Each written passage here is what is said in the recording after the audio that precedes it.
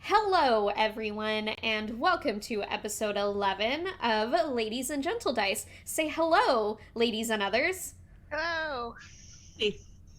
Thank you so much for joining us on this, the 11th episode again. And, Rox, you have stuff to say, right? I've always got stuff to say, man. Yeah, welcome.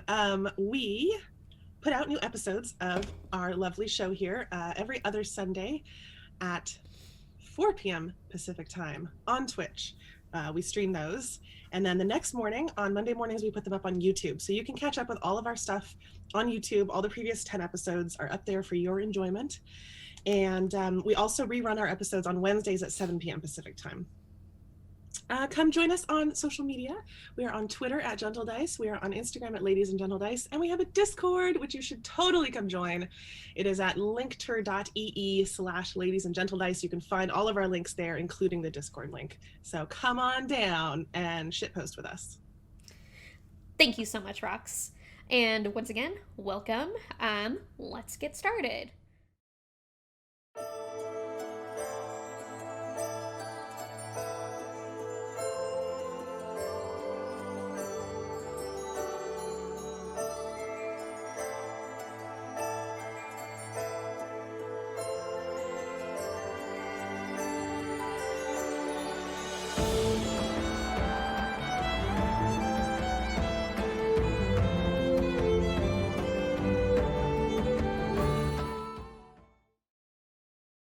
Previously on Ladies and Gentledice, you guys got out of the after a flashback featuring our own Z, showing us kind of, some of her origins, where we met some key members of her past. Some weird stuff happened, she got the sheath, and then and after a natural one death saving throw, it was a success. That was weird. And healing objects suddenly don't work very well on her. So that was weird. Everybody got a bunch of silver and a bag of holding that I decided that they should just have to make my life easier. And they went up to the surface. And after an odd conversation with Captain, there was a rumbling in the ground that preceded an explosion. Right behind them in the mausoleum that the Gentledice had just come out of, and they saw this huge black mass thing coming out, and that's where we left off. So let's start from there. So so once again, a black mass has come out. There's a huge explosion. Black mass comes out, flies out of the now crumbling roof of the mausoleum, and it doesn't stop. This black mass shoots faster and faster, just straight into the night sky. And you can hear, and as it's shooting off, you can hear like the raspy groan of the creature as it just fucking shoots off into the distance. Do we recognize the groan? Is this the same like revenant creature that we fought before? Does it sound familiar? It sounds an awful lot like that guy. I dove in front of Zeneral as this thing came out of the ground, just like get between her and it. That's adorable. Zeneral is safe. You're welcome. I did it all by myself. And I helped. Same energy. And so that happens, and Captain, well, you guys can see Captain and Lieutenant standing there. Lieutenant's eyes are wide behind his mask. He's like, and you just hear him say, "What the hell was that?" And Captain's eyes, who are just shining, is just like, "Well, fuck." She says, "That looks bad." It is bad. That was the thing we fought. I think it sounded the same. No shit. Well, I'm assuming that's probably... He might be going after the items that you're searching for. I don't think we found anything, but why else would he leave Well, that's right. now that he's I free? don't know. like, Captain is still like kind of like, even though there's no sun out, it's nighttime. She's like shielding her eyes as if she's like following the mass in the horizon. She's like, "Oh man, that's gonna be a huge problem for someone to deal with." And then she looks at you guys. Anyway, where were we? Can we see which direction it went? Did it go in a direction? Yeah, it did go in a direction. It went south. Not that that helps me much, but good to know. I mean, yeah, south. All right. Notes.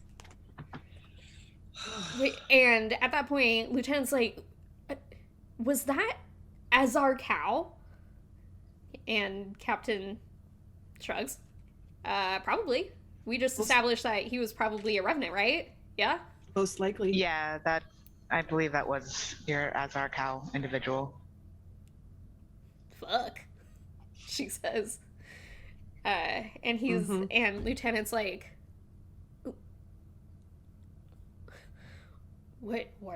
he looks at Captain, he's like, "What are we gonna do?" And she's like, "Nothing. We're going to stay out of his way, is what we're gonna do." She looks at you guys and is like, "You know what? I remember you guys mentioning, as she like holds up the diary that she never gave back.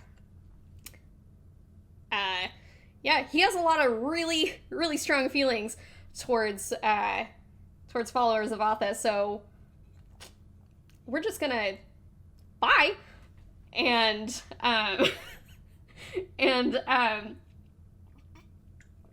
want everybody to she takes something out of a side pouch, and I want everybody to make a perception check. Oh.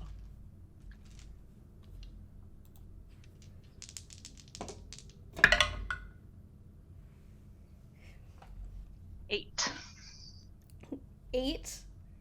I got a natural 20. Fuck! Me too, motherfucker. 26. I hate you guys. 25. Yes. High five. 9.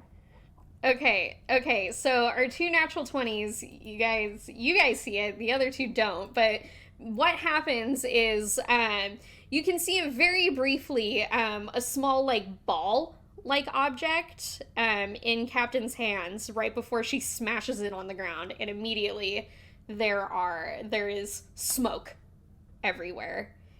And, natural 20 people, you guys can see her and Lieutenant, like, kind of do some acrobatic shit away. Goodbye. They're running. Yep. That was okay. That's All fine. right. I don't want to see her anyways. I don't think they needed the smoke bomb. I would have let her walk away. But, Absolutely. All right. Have they disappeared? I'll just wait. Yeah, well, I and mean, like, yell, "Bye." Bye. Yeah, that's what I did. Yeah. Bye then. Yeah, the smoke eventually fades and they are not there, but the natural 20 people, like, know the direction they went. Well, I'd be happy to never see them again. Should we head back into town? We need to get some rest, I think, too. How? I'm sorry, say that one more time. I just wondering what time it is. It's late. Like, well, actually, it's like, what did I say? It was like early evening? I don't remember. Something like that. Or did you guys like wait until it was super late because you wanted them to like be tired? You wanted them to wait on you? Yeah. Okay. We so waited a yeah. little while. Yeah, it's probably like 11. Should we just camp? You guys are probably. We could go to town. It's not that far away. Oh, it's not that far. Where's Maggie? Where are horses? They're back at the house, I think. Yeah.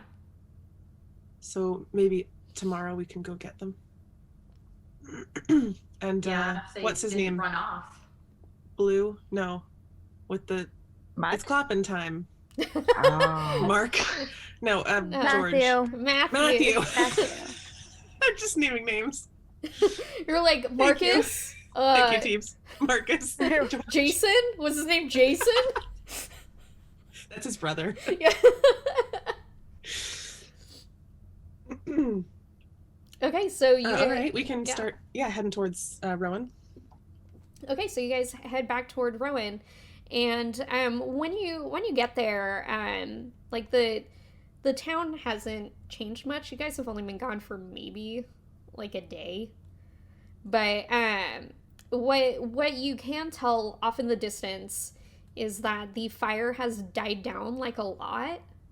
Like the smoke in the air is has significantly lessened. In the town square of Rowan, there is a full stage put together. And several, like, it looks like most places are closed, but there's still a dim light coming from the inn. That you guys can, because inns are usually open like around 24 hours, because late night people like us. Yeah, literally you guys. Cool. Should we head over there? Yeah, we have this money, and honestly, I'd like a bed. I would as well. I hurt. I've got 2 gold and 1,500 silver. I think that's pretty much what all of us have. We're just gonna be paying in like pennies. Well, that would be copper, but paying in nickels for our room. Okay, so you guys. What was the breakup again? The breakup of the coins. Did we divide it? 1,500 for each of us. 1,500 silver. 1,500 silver.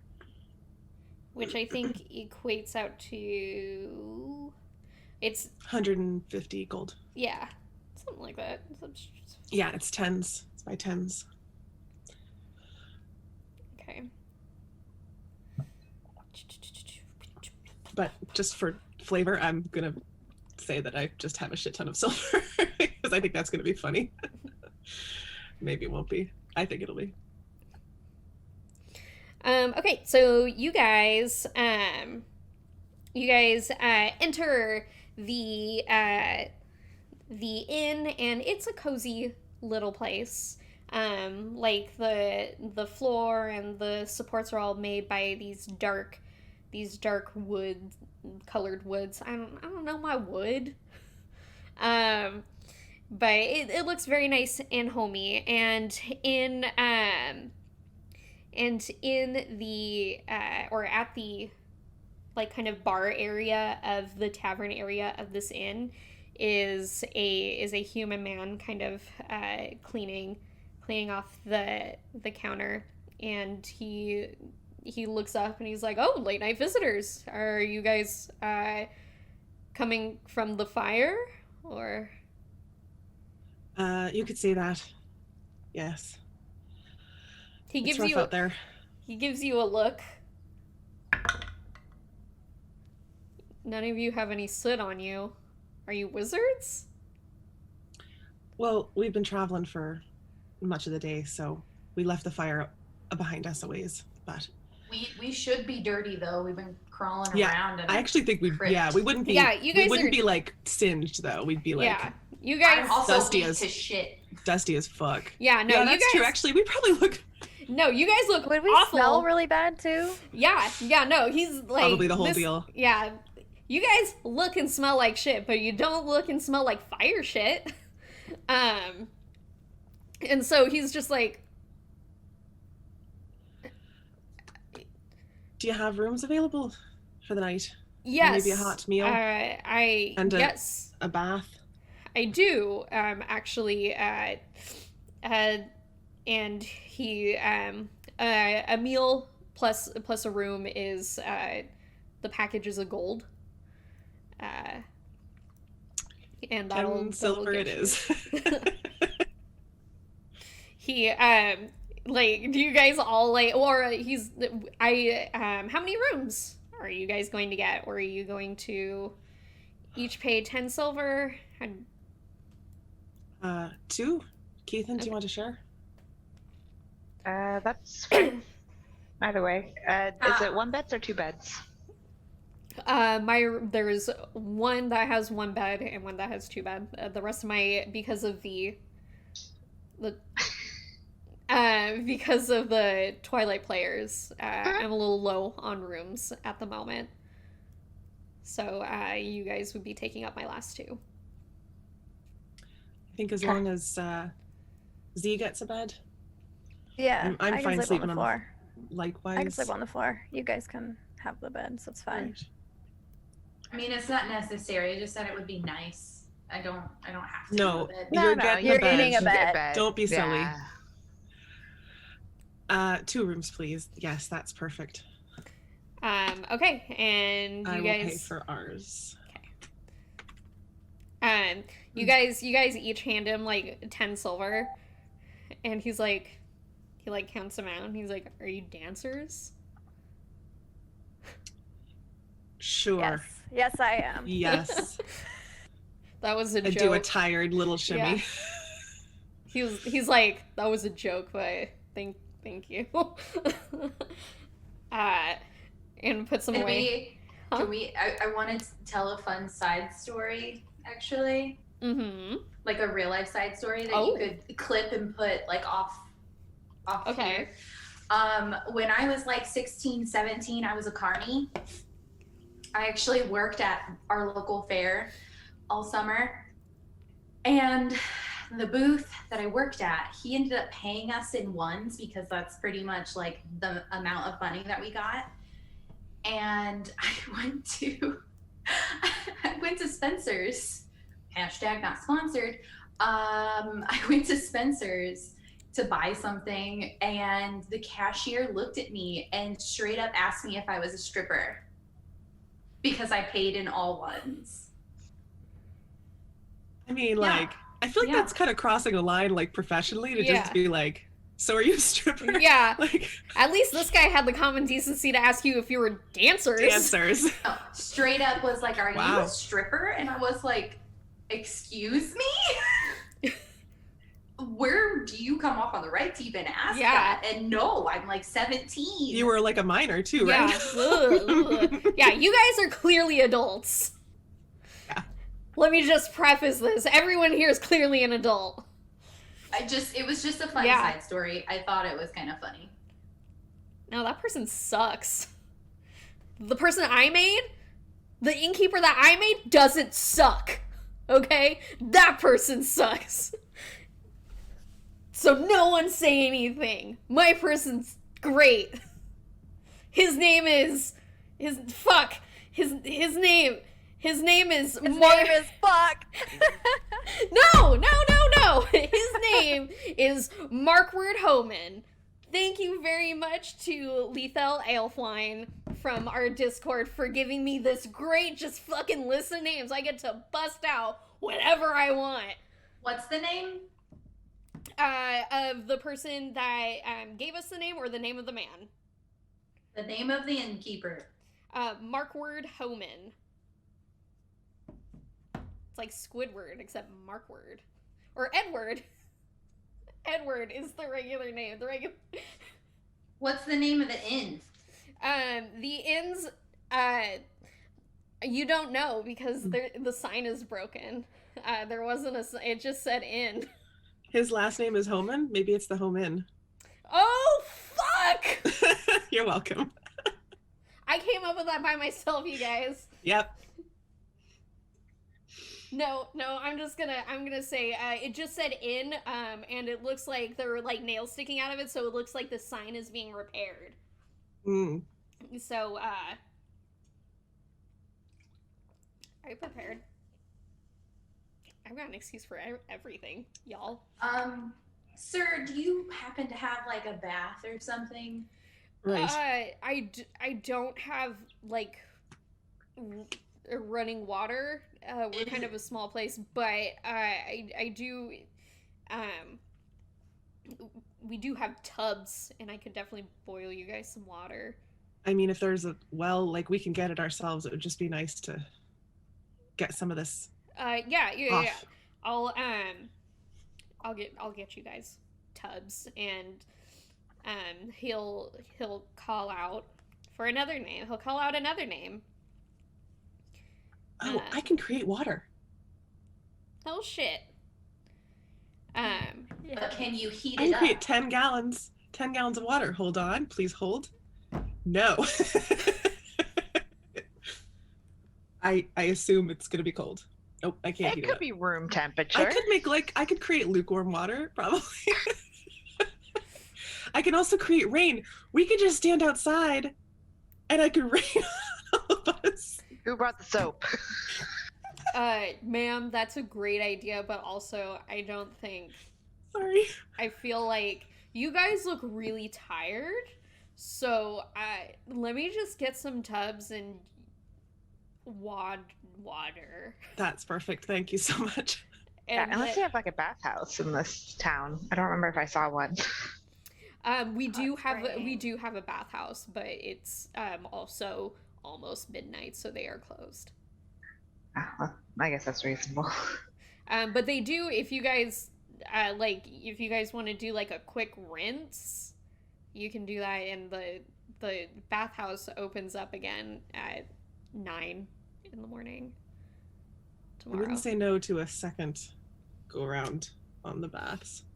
You guys can do whatever you want. I'm just here to help you. Thank you so much. This is perfect. My name is Markward, by the way. Homan. Nice to meet you, Fionn Shepherd. Very nice to meet you, Fionn, and the rest. General. And Zeneral. Gnarl. And Keithan. And Keithan. Yes. That I will say I have met many travelers in my years owning this inn, but that was the most awkward introduction I have had in my entire life. It's And one I'm of our almost- strengths. Mm-hmm. You know what? Somehow I'm not surprised. Yeah. Seems to be a pattern with us.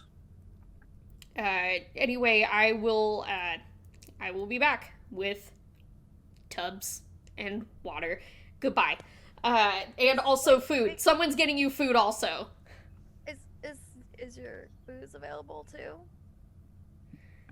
I am just one person, but yes, we also have booze. I can come back later. Let me get the wait, okay. Hold on. Let's figure this out logically, okay, you guys? Alright, so do you want to eat or bathe first? Eat. Eat? He looks at all of you. Sure. Drink. Drink and Eat eat. and Okay. drink. Drink and eat. Okay. Yes. Perfect. What I am going to do right now is I'm going to give each of you a plate of food and also some alcohol, and then you guys can eat, and while you're doing that, I will prepare baths. Brilliant. I've been doing this for a long time. Absolutely brilliant. I promise I'm not one of the weird ones that were left over from helping the fire. It's just been a long week, okay? Anyway, food. Booze. What kind of booze do you want? The regular stuff is a copper. The good stuff is a silver. I want the good stuff. Yeah, the Good good stuff. Silver's no problem. Okay, and you... No, you're too... Well, unless... Never mind. I was gonna make another joke about dancers, but then I decided not to because I am not a piece of shit. I'm gonna pass him 8 silver, which is like 2 drinks for everybody, because I want 2 drinks. I hurt. I would like to get rid of the pain a little bit. He takes it and is like, all right, and goes behind him and behind him is, like a cask. But next to the cask are a couple bottles, and he grabs a bottle of what says whiskey on it, and just places the bottle and several cups in front of you. You all would finish off the bottle anyway. Might as well just keep it. Okay, food. Be right. I will get that for you also. And so now that this man is doing other stuff, I can tell you more about the rest of the inn. Right now, it's not very crowded, but there's a couple people still there because it's 11, and there's a couple people there that are just like covered in soot, just like kind of like tiredly just kind of yawning into their mugs. There are like 3 tables pushed together, where a bunch of people are kind of gathered around together, and it looks like and you can kind of tell that these are the Twilight players that you guys have already met, and they seem to be having like one of those like theater kid 2 a.m. Denny runs, where they're just farting around, and there's just like a whole bunch of food around them, and they just seem to be like, there's a couple that are like tossing them at each other, and they just seem to be having a good time. Do any of the people who look like they came from the fire, do they look injured at all? Does anybody look like they're hurt? Nobody here looks like they're hurt. They just look exhausted. Like about as exhausted as Z looks. Okay. I'll leave them be then.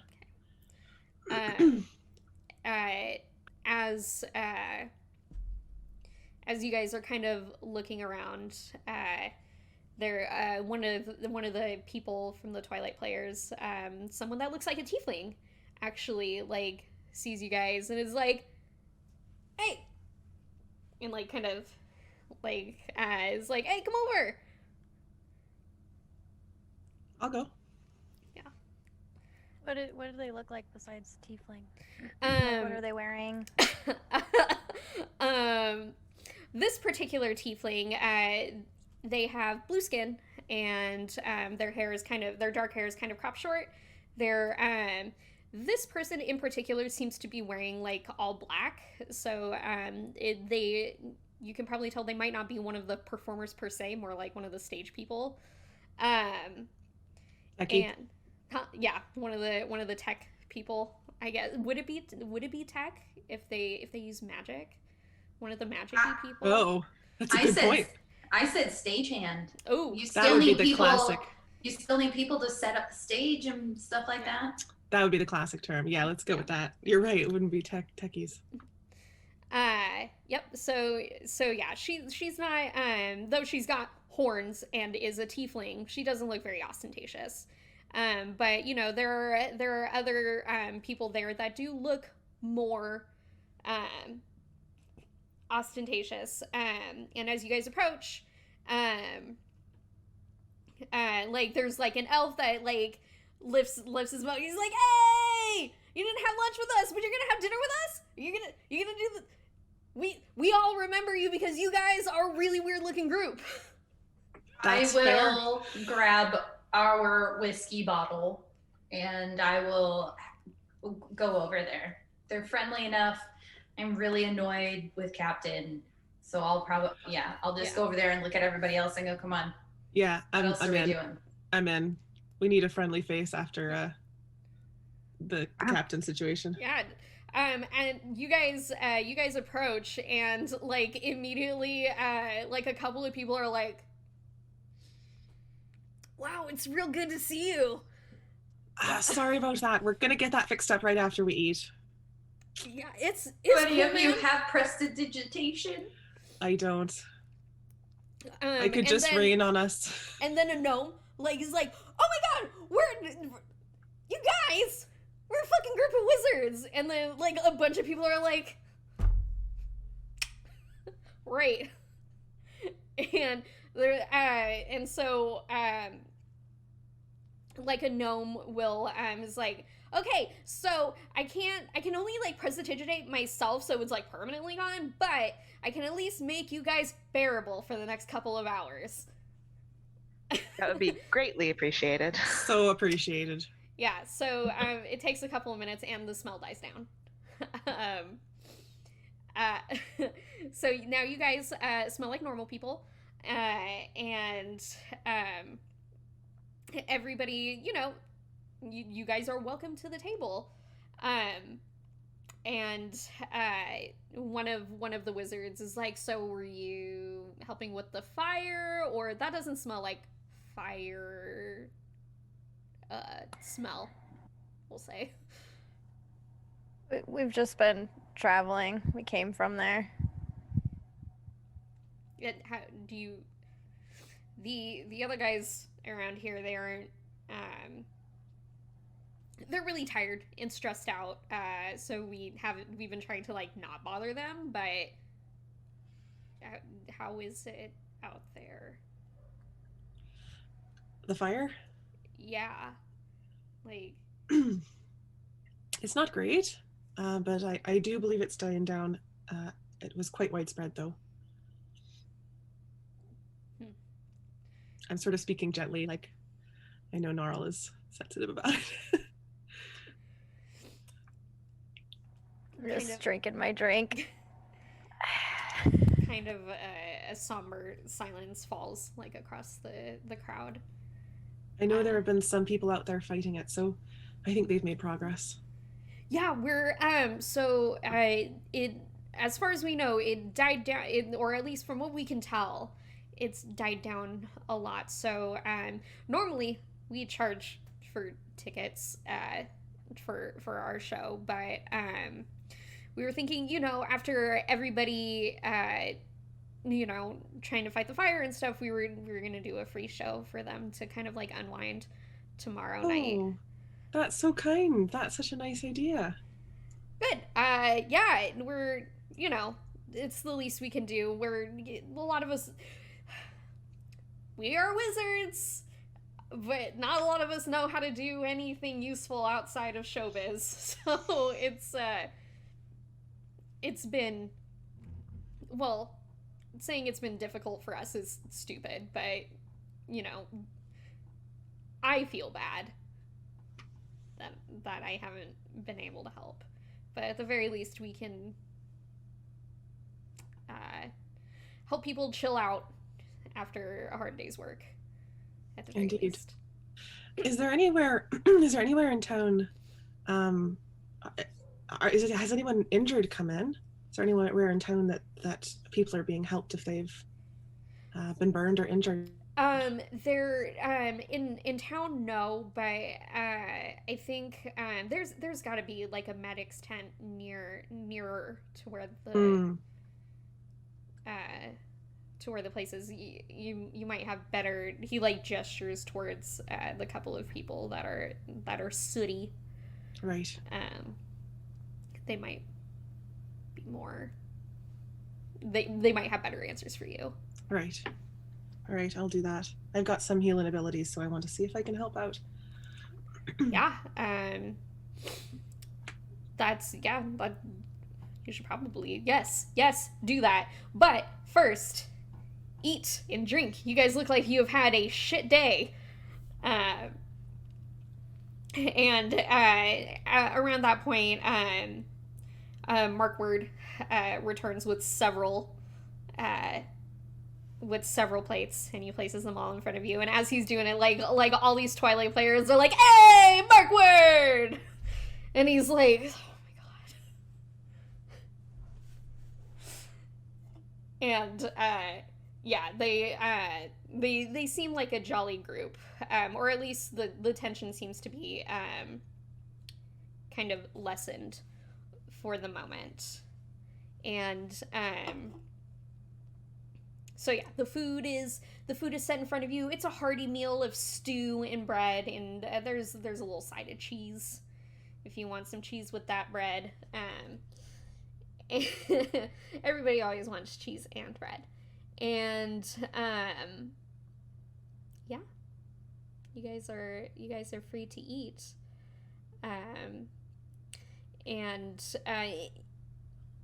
Around a couple minutes later, actually, the players, they're all like happily talking amongst themselves about stuff, and they seem to be a good group of friends. After a few minutes, somebody else enters that makes them go, "Hey!" And that is Amaryllis. One of the players you guys met briefly when you passed them by. And is Amaryllis a half elf? Yes. I don't remember. Okay. I believe I am just one person, and remembering details from every single episode is very hard. Totally. I've got it somewhere. She is of elven descent, and I believe she is actually, and she has deep purple skin with very light hair. So maybe a drow of some kind. Maybe she could have tiefling blood in her, and elf blood. Who knows? There's a lot of different things. She gives them all kind of a small smile and like an oddly graceful wave as she goes and sits down. And literally as like the gnome is looking away, she looks at you guys with a small smile, winks, and then grabs his bowl and just starts eating from it. I saw nothing. I'm just gonna nod and then take a drink, start eating again. So, what do you guys want to do? I'm just gonna like chat with them. I want to ask them, where they're from, if they have any good stories from the road. Just like, it's nice to have a conversation with some cheerful people. Yeah. So just gonna engage them in conversation about what they've been up to in their adventures. So yeah, they have a lot of stories for you. One guy who seems to be, he is a gray-haired dwarf who is particularly drunk. And he's like, "I got a story for you. Okay, let me tell you about the time Acacius," and he points over to this dark-haired elf who's like, "Me?" And he's like, "You, Acacius, one time he seduced a ghost woman. Let me tell you, okay, this is a real story." And then you hear like groans from around the table. They're like, "No, it wasn't a ghost woman, for the love of God." And he's like, No, it was a ghost woman, okay? This woman was fucking translucent, and you can't tell me otherwise. And Acacius is just like beet red, and he's like, "I didn't seduce anyone. She was just, I was just saying, she passed out, and I was saying, like, I was making sure she was okay." And the dwarf guy is like, no. He was like, "Are you okay?" And she was like, "Oh, my hero, I'm a ghost." And that's exactly what she sounded like too, okay? She was like, "Oh, my hero, I'm a ghost." And she said that. She said she was a ghost because she was translucent. And also I heard her say she was a ghost. And Acacius is just like, "God, why?" And he is very embarrassed. There's some debate in our group about whether ghosts exist or not, so it's fascinating to hear a first-hand tale. Ghosts are real. Ghosts are real. And then Casey is like, I don't think they are. And at that point, Amaryllis kind of pipes up. She's like, I've seen a ghost. Maybe not a translucent woman that says, oh, my hero, I'm a ghost. But I did, when I was little, there was one house that was nearby. Actually, there was one house nearby to where I lived. I can't really remember what happened, but basically, the house burned down at one point, and it had been rebuilt because it was like a really nice place that a lot of people liked. And a new family moved in, and I became really good friends with one of their children. And I'm pretty sure we came in contact with some ghosts there. It was a lot of spooky stuff happened. But and then somebody was like, you were a kid, it could have been anything, and she's like, I think it was a ghost. I don't know who it was. I didn't know that much about the history of, the town or the house, but...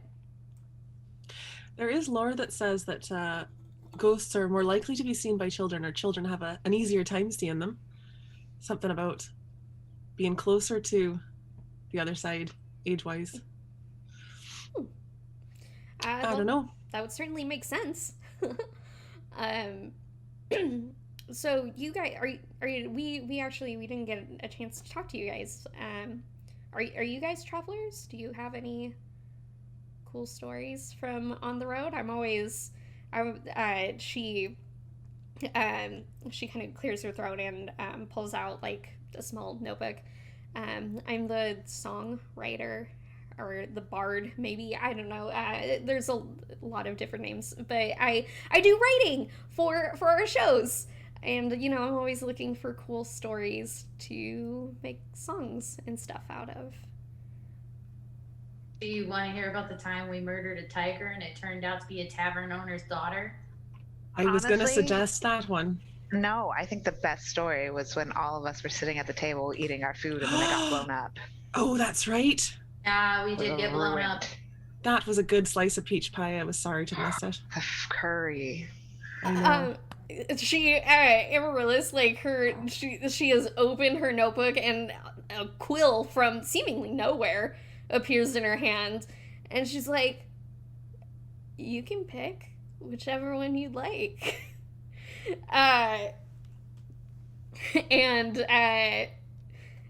She's already invested, and like so are several people in the group. They're like, or also at like there's a couple people in the group that are like, I want to hear about the explosions, and somebody's like, shut up, no, I want to hear about the tiger, that sounds like a mystery, I love mysteries.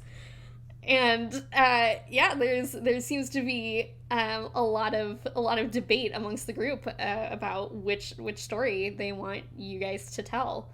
So sorry, cat toy.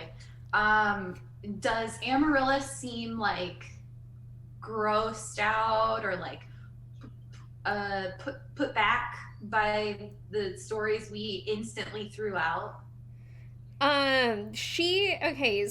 Amaryllis, from the way you guys described it, like you guys didn't really describe it gruesomely at all. Like you said, like what you said specifically, or what somebody said specifically was, the time we killed a tiger and it turned out to be the innkeeper's daughter. Like, excuse me, I'm sorry. Like her eyes widened and she looked interested, like, because that sounds like a fucking good story, but she doesn't, like, I think her reaction to the story might depend on how you guys tell it. Well, to be fair, we all started, if we go in order of when we met, it would be tiger first. It would be tiger first, I agree. Yeah, go ahead. Tell me the story about the tiger. That was the night we all met each other, actually, and how we started traveling together. It was the Seriously. same night we all met each other. Nothing bonds you quite like Trauma? killing a tiger. Trauma. I was going to say killing a tiger, but also that. I kind of agree with the tiger. Trauma is fine. Punching an old lady in the face. What? We did threaten an old woman in the middle That's of the night. true. She was responsible for it. Should we tell us in order?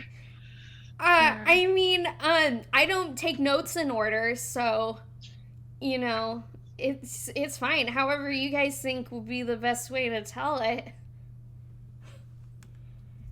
So we all wandered into a small town.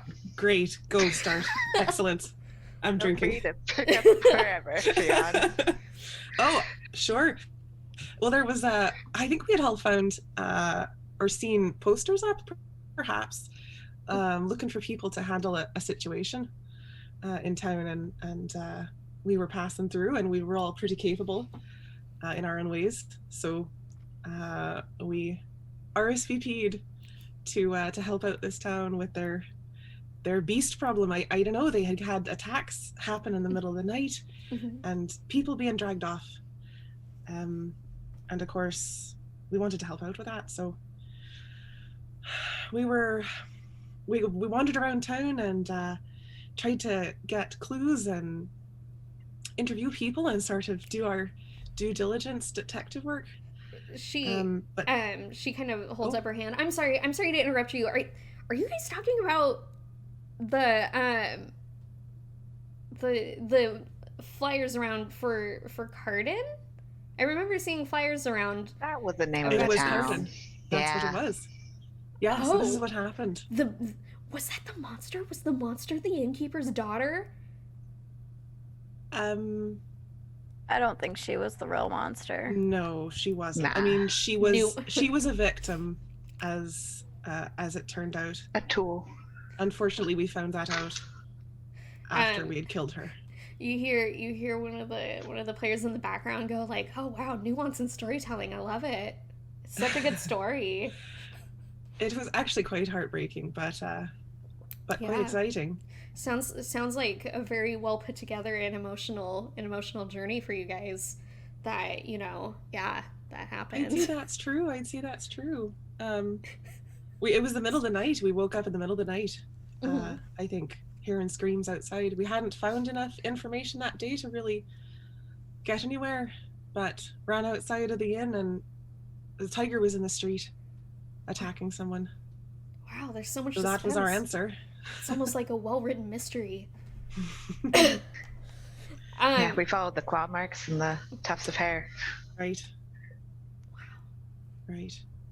So, like I said, we're pretty capable between us. I'm looking at, I think, General, I believe, was particularly key in the fight. I was the killing blow, yeah. Oh wow, impressive. If I would have known it was the innkeeper's daughter, I might have not gone too harshly, but I was more concerned about the citizens of the city and doing the job that was set upon us. The finesse that Zenral showed with the slaughtering of the tiger was beautiful. The It's tiger very that well- was the innkeeper's daughter. Unfortunately, the Yeah, only way for later, us yeah, to tell that but- was when she died and reverted back to form, her original form. And by then it was too late. Like I said, it was actually quite heartbreaking. But turned out that there was a local witch in town that had been doing enchantments that had led to this. So that's who Gnarl here punched in the face. She quite deserved it, I think.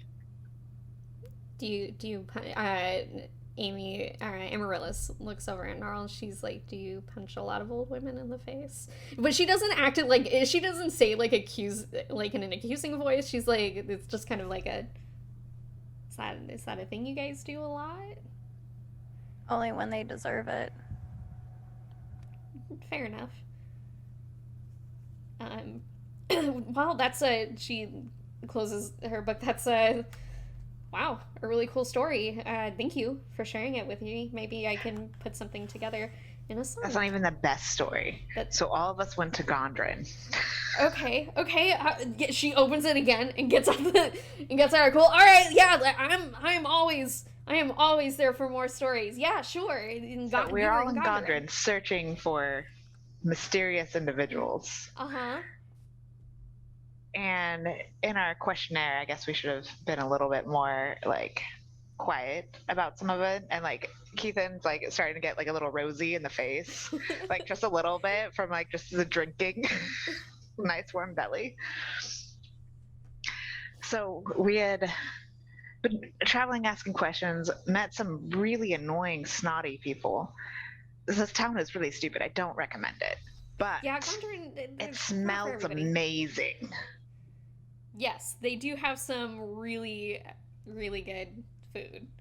So we were all like ran down and not finding all the information we wanted to. So we decided to divvy up our party and go to different restaurants to grab food. Uh-huh. I got a delicious curry. It smelled amazing. I waited in line. I got to try the deliciousness. They all brought their food and the delightful smells, and then we all sat at a table and had a beautiful feast of all different colors and smells, and it was the happiest moment I had had during our entire journey. And then all of a sudden, all the food goes boom. you hear audible gasps around the table. The whole table exploded. So all the gold we just spent on our table of deliciousness landed on the floor, including the pies all over from us. That nice woman. Mm-hmm. I'm really sorry. Again, are you guys talking about the okay, so there was an explosion after you guys got food. Are you guys talking about the explosion that happened like 3 days ago in Gondoran? Like the huge that set. You heard about our food getting destroyed? I heard about the city going on lockdown because like the harbor was bombed. Unfortunately, we were in the way of the bombing. So right in the center of things, unfortunately for us, who were just passing through the city. I mean, I was fine, if we're gonna get like blown up, that's one thing, but like at least let us have like a delightful meal. Right. It was a real shame. Luckily we weren't too badly injured, but we were injured. Yeah. It was quite a scene, quite a panic. Wow. Activity seems to follow you guys around. Yeah, we captured the individual, well, sort of. That's true. We did try to go after. Destroyed our food, but it still didn't bring the food back. It didn't. No, it wouldn't. We did our best to help, but I'm so sorry about your food. Thank you. I know how good food is in Gondor. And unfortunately, we are not allowed at the Anise Harbor anymore because of she looks at several of the Twilight players. But yes, the times we have been there and been able to afford the food there were absolutely amazing. I would also be heartbroken if all of a sudden all this money for food and then all of a sudden it's gone. And then it's gone. Yeah, it's just it's all in crumbles, and now you can't even eat the scraps because they're just bits and they've got explosion material all over them. It's right. That must have been the absolute worst. It was a shame, a real shame. Well, thank you for sharing these stories with me. She closes her book and as she does that, one of the wizards kind of like gives her a look and elbows and like kind of like elbows her shoulder, and she like looks away kind of uncomfortably. Insight check. What is that? The whole thing. Like, Yeah, what was that about? Everybody that wants to, do an insight check. Okay. Let's see here.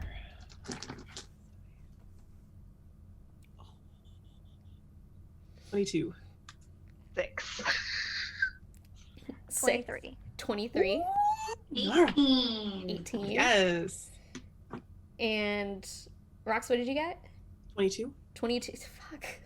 Sorry, Keithan. So, Ethan's just drunk at this point. Yeah. Drunk and like no just insight, remembering the loss only of whiskey. food. Yes. The loss of food, like, oh, so longingly, this food is not the same. So what you guys see, all of you, or like what you guys notice, the three of you, except for Keithan, actually, like right before one of the wizards kind of like nudges Amaryllis on the shoulder, they look at Gnarl. And they kind of look at Amaryllis as they elbow her, and Amaryllis' face just kind of darkens a little bit. And since you guys got such high insight, it's technically a perception check, but you guys all rolled real high on your insight checks. I'm gonna do that too if you want. No, I mean, it's I'll fine. change the bonus added. It's higher. It's gonna be more. It's fine. It's fine. But you can read like they kind of like mumble something to Amaryllis, and basically they say something along the lines of like oh god, fuck, I can't remember what I was gonna say. Basically what they say is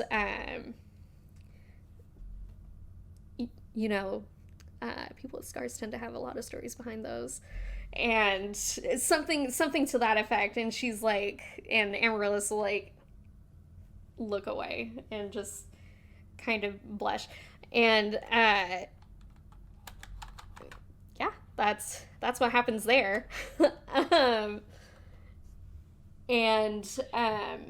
So she looks like embarrassed or like upset and angry? Embarrassed. Huh. It looks like high insight check, good-natured ribbing. She, like one of her friends just like, hey, has good stories, people with scars, and she's like, oh my god. Stop this. Does she have any visible scars that I can see? Amaryllis, no, but she is also kind of conservatively dressed. And around that point, the Markward will come downstairs and say, out in the back, we have baths with warm water prepared for you whenever you guys want to do that. There's a fire under them, so they will stay warm. I think that's how that works. What is up, Z? Oh, I just wanted. I'm immediately getting up and I'm taking the whiskey with me. I'll leave I'll probably fill my cup up, but I'll leave the rest of the bottle with everybody. And I'm like, I'm going first. Bye. And I'll get up and leave. Is it one at a time kind of thing? There are 2 baths, he says. Oh, so brilliant. you guys can go 2 at a time. I'll get up too and follow after Z. Fill my cup up. Okay. Sort of gesture a cheers to everybody and head out with Z. Okay. More bonding time with me. Yeah, you guys go outside, and yeah, they're literally 2 tubs just put next to each other. There's a curtain between them that you can open and close, like a little wireframe with like a little curtain. So classy. That looks Before like. I leave, I want to just like, I don't know, like elbow Gnarl. I'll say behave, and I'll toss them like 5 silver so they can have some extra play money, I guess. Okay, It's not much, but it's a little something. I'll just say behave. I'll be back. So yeah, this guy's kind of drunk, and the wizard that spoke a second ago is kind of drunk, or the one that like elbowed Amaryllis. He looks kind of drunk. He's like, oh, they gotta behave, huh? And to Amaryllis, who like is like scarlet at this point, she just kind of takes a drink and takes his drink actually, and just just takes a long swig. It doesn't seem like she ever ordered anything for herself. She just kind of took her friend's stuff. Anyway, so yeah, she's embarrassed, and you guys have this cute little this hastily put together bath with like it literally, like, this curtain doesn't look like it was there before. Like, it looks like it was hastily like put together. Like, there's like a line, like a fishing line, like that's hooked up from like over the door frame and tied around a tree to make like a makeshift little. I'm removing it. Yeah. I don't need this. I don't either. It was really nice of them, though. I feel like at least I'll tuck it nicely back. Yeah. Perhaps the others will. And I'm going to like derobe and grab the book that I have been reading, and I'm gonna get in the tub with my drink and the book. And if Fionn wants to talk to me, obviously I'm going to talk to Fionn, but I'm primarily going to read this book. Perfect. That's fine. I'm going to... But, like, I just get nude right in front of Fionn. There's nothing. I'm just... Yeah, totally unfazed by that. I'm going to get in with most of my clothes on because they're filthy. I think I'll take off, like, maybe my outer, like, skirt. And then... Oh, that's probably filthy, too. I'll get in with everything. I'll take the belts off, and my brooch and my wool shawl won't go in with me, but all of my like cotton clothes, I'll just like go in with them and just like try to wash those off somewhat, and then probably at some point halfway through like peel those off and like drape them over the side of the tub and then wash myself. Okay. So, what are you reading? I'm trying to remember what you're reading. Not Keith, and Zonal. It's that book that I got from, oh god, I can't remember her name now. In Gondoran, the wizard lady. No, the... Starfock, Grenda Starfock. Yes, Grenda the godly Starfock. book. The godly book from Grenda Starfock. I need to keep reading that. Brilliant. Out of game, I'll get my bonus. I'm only a third of the way through. How is it? Interesting. Hopefully I will learn more by the end. Are you much of a reader? Do you like to read, generally speaking? I do. Generally speaking? That's a good one. Yeah, you shouldn't have laughed, but thank you. It wasn't worth it. I love bad jokes. But yeah, I tend to read. I think Gnarl reads more than I do, but, interesting information is necessary. Okay. I think Gnarl's more of the fictitious reader, and I tend to read more of the non-fiction. Huh. Your sibling is quite surprising in many ways, because I wouldn't have pegged them for a reader necessarily either, but I've repeatedly underestimated them. So that's on me. That's where people always mess up between the two of us, or with us. They underestimate both of us a lot. Mm-hmm.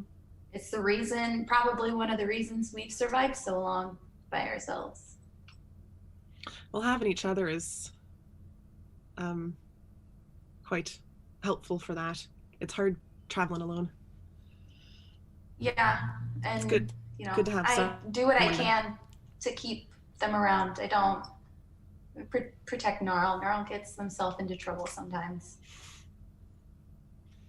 Well, it's good that you've got their back. You clearly have a great relationship, and I miss that.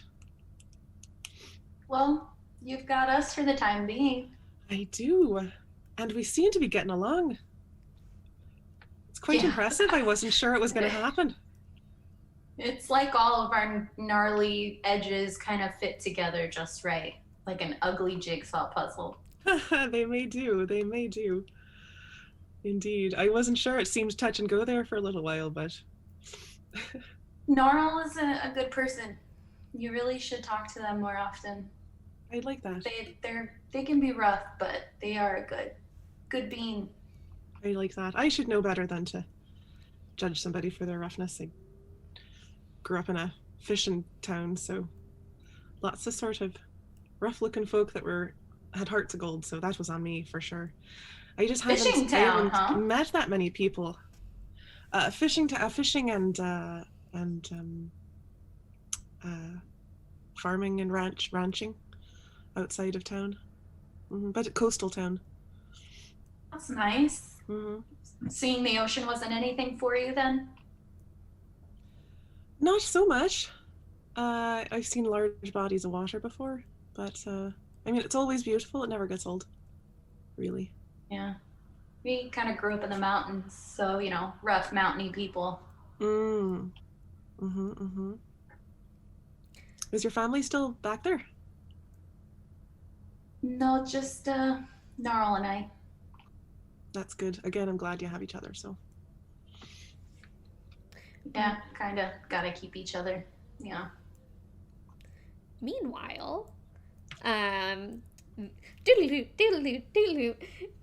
the bar, the Twilight players have started playing a drinking game. Yes! So, they have started playing. Okay. So, they're playing a drinking game now.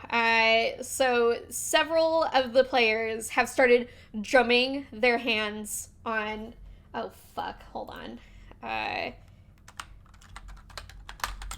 There's a rhyme that goes with it.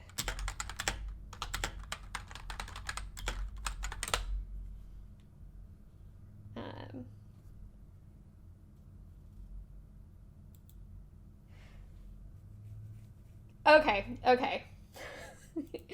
It doesn't rhyme, but so several of the players are drumming their hands on the table, and they're like, and one goes, "What's the name of the game?" And another one, and they all answer, "Thumper." And oh fuck, I fucking closed it. I closed the page down. I'm gonna start this over. Give me 1 second. So I can... Okay.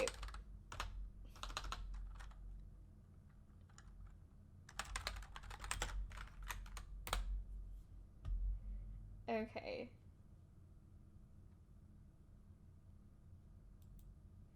Okay, yes. Okay, so... The players have started a drinking game. Several of the players are drumming their hands all up on the table, and one asks, "What's the name of the game?" And the players answer, "Thumper." And the first one says, "And why do we play this game?" And everyone else answers, "To get fucked up." And immediately at that point, the leader begins to make gestures with his hand, or he makes one gesture with his hand, which is like kind of a drinking gesture. And what happens is the next person in the person next to this person then does the drinking motion, and then does another motion. The third person drinking that one, and pokes their nose, and the circle kind of goes around like that. So what I want you guys to do is, those who have decided to play, how we're gonna do that is, when it gets to you, is you are going to, we're gonna have you guys do an intelligence check basically you're going to do 2 checks. You're going to do an intelligence check to remember what the movements are, and you are going to do a dexterity check you're going to make a constitution check to be able to actually do those movements properly. And the DC to do this is going to go up every round. Okay? So they're drumming their hands. What's the name of the game? Thumper. And why do we play the game? To get fucked up! Okay, so, first guy. Does pretty well. First guy does his hand motions, and then on to the next person. Gnarl, you are third in line. And so he does his hand motions. Immediately fucks up. He immediately fucks up. So, I don't think this is a fun game, but now that I'm doing this doesn't seem fun. But it's fine, okay? He immediately fucks up, which means, Gnarl, all you have to do is a Constitution saving throw to be able to immediately think of something to do, because when someone loses, they have to take a drink, and they have to take a drink, and then the next person starts over. All So right, I rolled a 21. you do, everything's good. You do it, and the I tried so hard to prepare for this game, but apparently it was not enough. It's okay. This game... is fun. This is fun. So, are you playing Keithan? Okay. Oh, Okay. I dragged Keith in. I was like, Yeah, grabbed her Yeah, and, let's do this. Let's do pat this. her on the back. I was like, let's go. Okay. So I would assume Keithan and Gnarl are sitting next to each other. So Keithan, give me your intelligence check and your Constitution check. Okay, intelligence is 3. Okay, so the DC at the beginning of the game is 5. Yep. And you were not paying attention to what Gnarl was doing. You're like, wait, fuck, what? And that is Distracted by like a fly on the wall or something. Yeah. So everybody is like, oh! And Keithan, you need to take a drink, because you can remember. And it's at that point that I'm probably like, I don't know how this would go. I don't know how this game would go for more than just fucking this. So I'm gonna have Tara and Fionn come back, or roll the camera over to Fionn and Z. Are you guys finished up with your baths coming out, or do you have more you want to talk about? What did you guys? Oh. Yeah, I don't think we had more that we needed to talk about necessarily. Okay. Yeah, because I want to let Sentinel read. Okay. So I'll just amuse myself. And it occurs to me that I don't really know what I'm going to wear once I get out of here because I got all my clothes wet. But, it's fine. Yeah. Do I have anything? So Maybe I have something I can do about that. Hold on. Okay. Mending? Nope. Oh, destroy water. Wait. No, I don't know. I could destroy fog. Does that mean I could dry my clothes? No. Okay. It was worth a shot. Thunderwave? Yeah, Thunderwave. Just make this huge explosion That'll definitely noise. work. All right. No, I have nothing I can do. Yeah, For Thunderwave. gameplay's sake, I probably would have taken like my top layer as well because it was disgusting. Mm-hmm. But I don't know if I would have washed my bottom layer yet just because I don't have any other clothes. Okay. Yeah. I'm trying to think. I have a petticoat. Yeah, Yeah, I guess I wouldn't have taken the petticoat in because that was underneath. So I'll probably end up in my petticoat and my shawl, and that's it. Okay, yeah, you walk. So you. Let me explain the visual that you had, Okay. or that everyone else had, watching you leave and then come back. You left fully clothed. When you came back, you were wearing less clothes, and they are wet. Tied up around. No, I'm not wearing the wet ones. Just a couple that were dry. I'll leave the wet ones up on the line. Okay. And then but it's like underwear. It's like my petticoat is basically red underwear, and then like the shawl is just like it's big, so it's fine for my top. It's around, and I've got my pin. Yeah. Okay. So Really not my clothes. All of my clothes. So you walk in.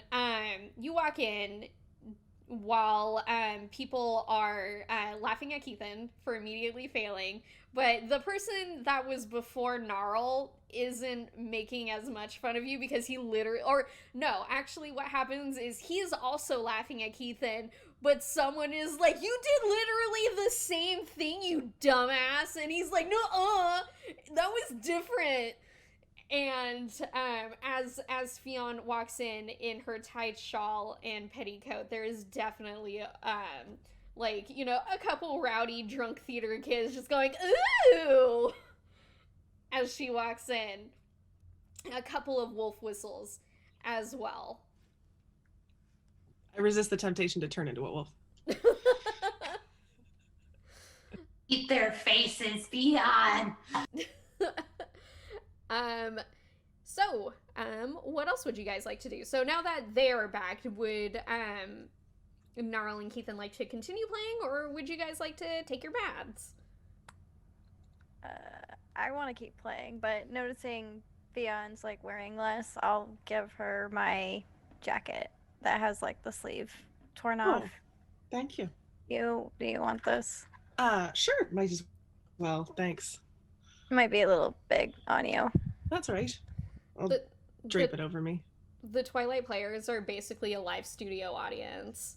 So, yeah, as you give your jacket over, they're like, "Aw, such good friends. It's so wholesome."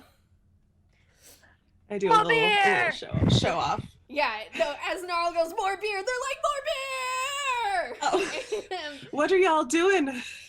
Getting fucked Play with up! us. Great.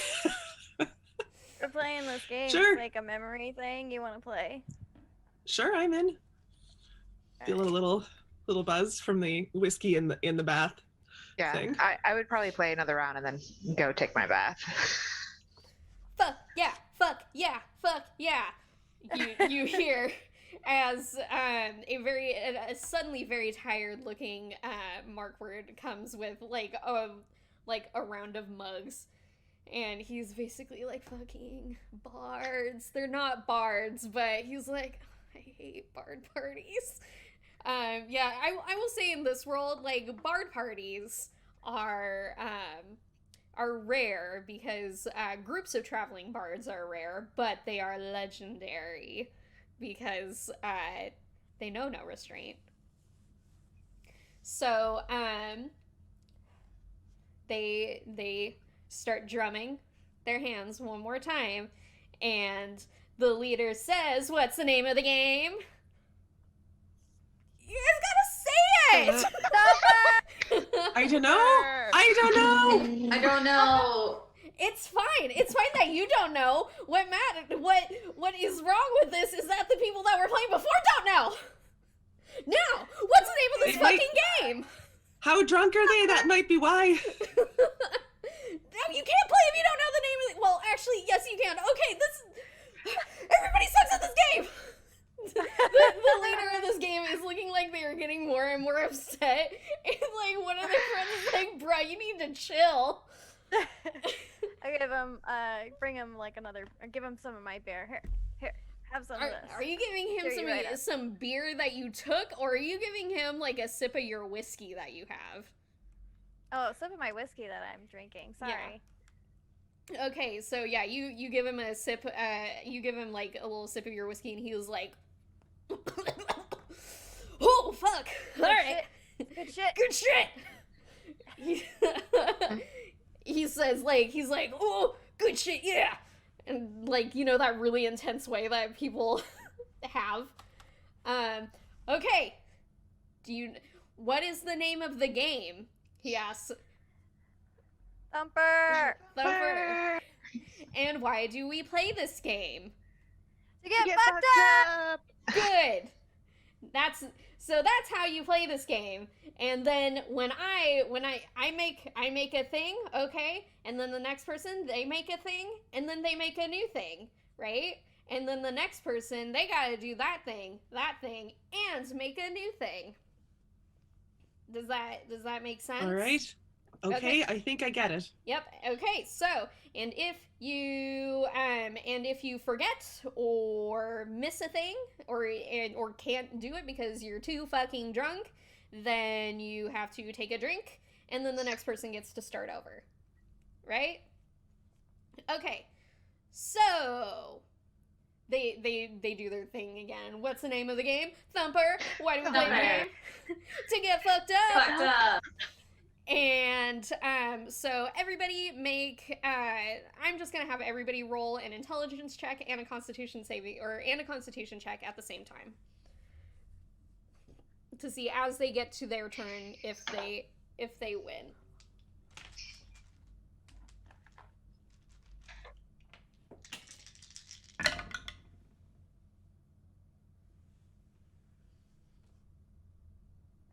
Oh boy. So, intelligence is 9. Okay. And if I get the constitution with the 9, it's a 16. Okay. Keithan manages to go well, okay? And Yes! so, to start off, both DCs are 5. So you just have to beat 5 on both. Does anybody fail? I fail my con. Okay. I also fail my con. Okay, so I'm gonna say, since you guys both failed your con, 2 rounds go by. The first one, Gnarl loses, because, like, Gnarl, they remember all the movements, but as they're trying to do, like, the arm thing, they just they just can't figure out how to move both arms at the same time. And So then accurate. yeah, and everybody is laughing super hard. And then the second go around, the same thing happens. Like, somebody actually for Zeneral, someone was an asshole and decided to pat their head and rub their belly at the same time. And Gnarl was like, and absolutely could not figure out how to do that.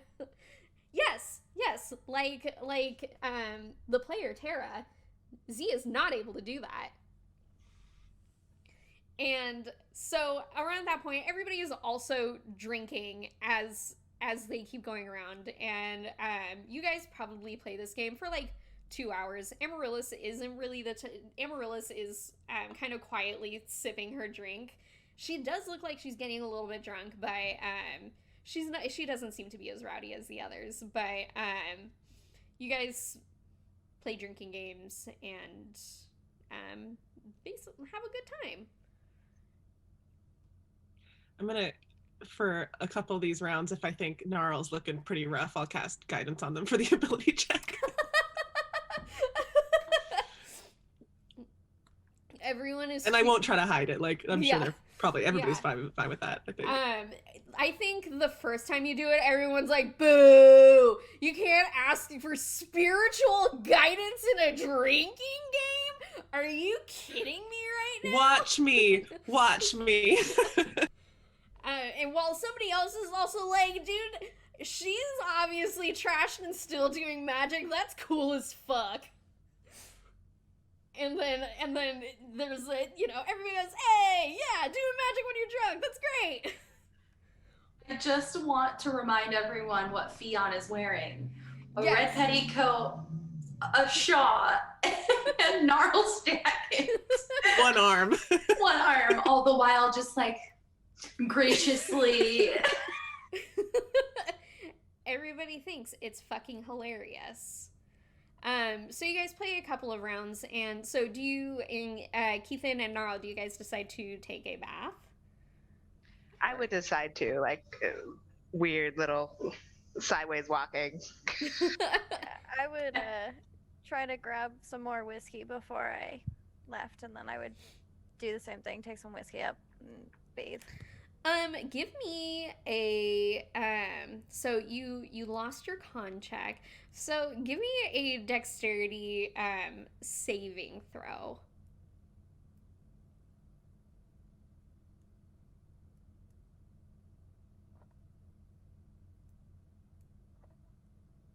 What? 17. Oh, a 17. Okay. So what happens is you're like grabbing your drink, right? And for a second it looks like well, actually no, with the 17 it doesn't look at all like it's about to fall, yet Amaryllis also grabs the drink at the same time, and her cheeks are a little, well, her skin is purple, so her cheeks are, I would say, like darker purple, more like grape colored. I think if you're like flushed and you have purple skin, it's probably darker purple. But she was just like, "Oh, sorry, I thought it was gonna fall. It did not look like you're sober enough to know it did not look like it was gonna fall." And she like looks away. Oh. And you go to yeah? Thanks. Did you want some? What? Do you want to? Do you want to give me some? She asks. Yeah, sure. Here you go. Yeah, and at that point she's like, I don't, what I mean is, wow, that was so weird. What I mean is, do you want to give me some because you would like to share, or because you think I want some? You know, like, you know, yes, I would love some. Thank you. She says. Are you okay? Have you had too much? Like, maybe you should not have any more. I'm fine. I just and at that point the person that like nudged her earlier like puts his arm around her, and he's like, she's fine. She just doesn't know how to talk to people when she's not on a stage. And she's like, "No, I know how to. I'm fine with. Thank you for the You're doing drink. great. You're doing great. Here you go." Thank you," she says, and quietly sips some as you guys can leave to go take your bath. Mm-hmm.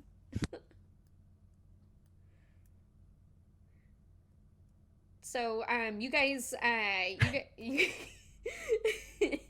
guys go, and you go outside, and there again is the fishing line now. Instead of just the little curtain, the little makeshift curtain, there is now the added bonus of Fion's clothes that she didn't enter the bar with.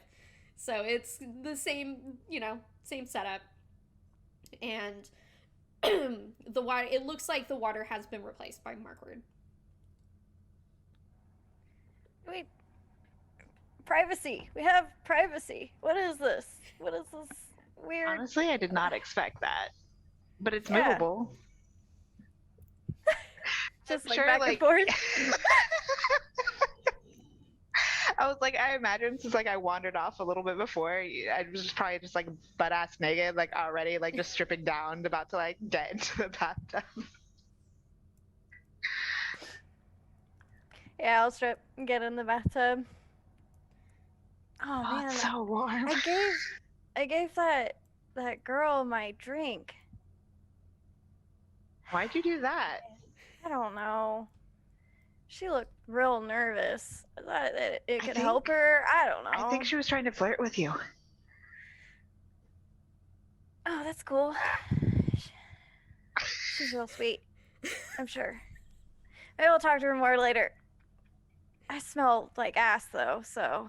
Yeah, I just sink down and like my like body is fully like the tail's like probably like curled up on the top, but just like you hear bubbles like popping because I'm just like trying to fully submerge myself.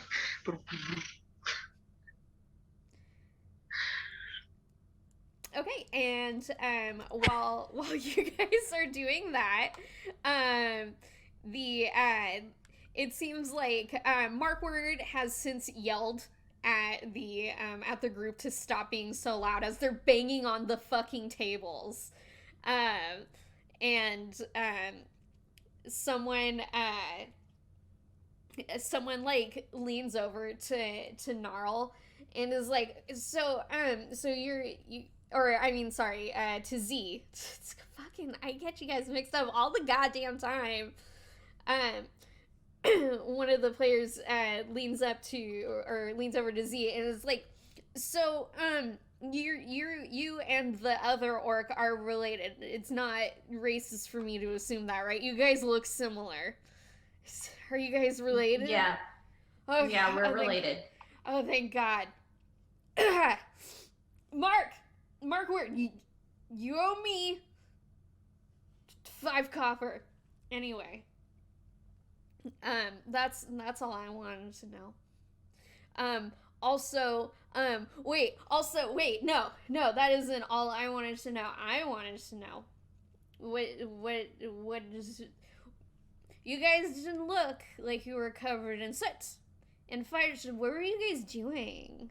Why do you guys smell like dead people? Rolling around in a pile of shit. Why would you do that? Why wouldn't you? Because that's unsanitary and you can get diseases. Maybe we were pulling manure in a farm. You know, we're travelers. We do odd jobs for money. Uh-huh. I'll just nod along with very seriously at whatever Xanarol comes up with. Mm-hmm. Yeah, true. They're like, the person nods and is like, okay, I'm going to assume that is the truth because I am too drunk to be able to tell if anyone is lying or not. One other thing. They lean in real close. I'm asking on behalf of my friend. What is your siblings' deal? Like, What do you mean? Like I don't know. What kind of people are they into? Are they like yeah. What are they into? And depends on the person. And so so they sound exactly like laughing and all, and somebody next to them starts laughing and they're like, shut up, I want to know. Ask Gnarl yourself. But no, they're doing whatever the fuck they're doing outside. I want to ask you. It depends on the person. Gnarl likes who Gnarl likes. It depends on the person. That's a very fair answer to give to someone that is family, but also not at all helpful to me. Like I said, ask Gnarl yourself. I bet they will be more than happy to talk to you. I agree. I think the best way to find out is to fuck around. And then several people yell, and find out. And then when they say and find out, the rest of the group is like, fuck around and find out. and you can hear Markward in the back go, shut up. Okay, and at that point, Well, how are you guys done? Do you guys have anything else you want to talk about while you're in the bath, or do you want to return at this point? And at this point, also, I would say, like, the group is kind of starting to wind down. I'll come back after I'm done bathing. Okay. Sounds good. Try to find my whiskey. Yeah. Try to find your whiskey? Okay. Yeah, it's gone. Yeah, was there anyone actively trying to keep an eye on the fucking bottle of whiskey in a circle of theater kids? No, literally as soon as you take your eyes off it, it's fucking gone. I left it with Gnarl and Keithan. Yeah, no, it's gone. It has been absorbed by the collective. Because nobody can remember who bought what. And so yeah, like at this point, by the time Keithan and Gnarl come back, there's probably like half the group left. Like several people have gone upstairs to go to bed or whatever. Amaryllis is still there. The tiefling's still there. Several people, but not as many. And as you guys come back, a bunch of you guys hear, hey, but they're, it's a little bit quieter, and they sound like they're close to being done. Yeah, after the baths, Keithan would have just kind of like gathered their clothes and like the satchel and then just gone upstairs. Like not really getting dressed, just kind of like covering themselves slightly, like their tail covers their rear, and then like just kind of like holding the stuff in the front, and then just walk up the stairs to whatever room that they had to chill. They're not putting off the disgusting clothes. Okay, no problem. Yeah, as Keithan is walking upstairs, there is one person that goes, oh, boring! That one person that parties a little too hard and hates it when people leave? Yeah, they're just like, boo! Party all night! And, like, other people are like, and there's, like, one other person that's just like, party all night. They say, like, their head is down, like, on the table, but their arm is, like limply holding this empty mug.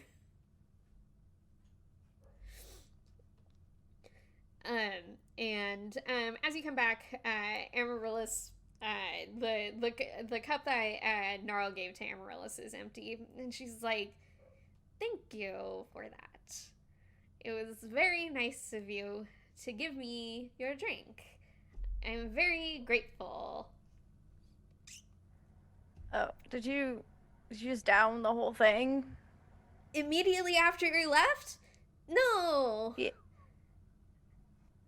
Yes, I did. Okay, I did. It's just my arm.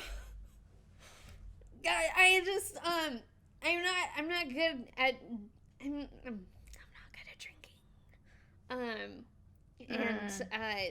and it tasted bad. So I knew if I were to just sip it, it would I would hate it every time. So if I drink it all in one, then I would only hate it one time. Right? Does it make sense? I am smart. If you hate something, you shouldn't force yourself to drink it. You're gonna be really sick tomorrow. But that's why, right? Okay, so we got magic, right? We got magic, so magic makes it so hangovers aren't so terrible, right? Right, guys? You guys have hangover magic? And the guy's like, hangover magic, never feel anything. Yeah, see, he said, oh shit, give me 1 second. I have to somebody reconnected, so I have to put you guys back to where you were. Okay. So yeah, that guy was just like, yeah, fuck yeah, hangover magic, never feel anything again. Hangover magic, it's called a shot of whiskey at 9 a.m. Hair of the dog that done bit your ass. And she's like, wait, that's not where it's okay. You can be, people can be hungover sometimes. and you just deal with it, and then eventually it'll get over.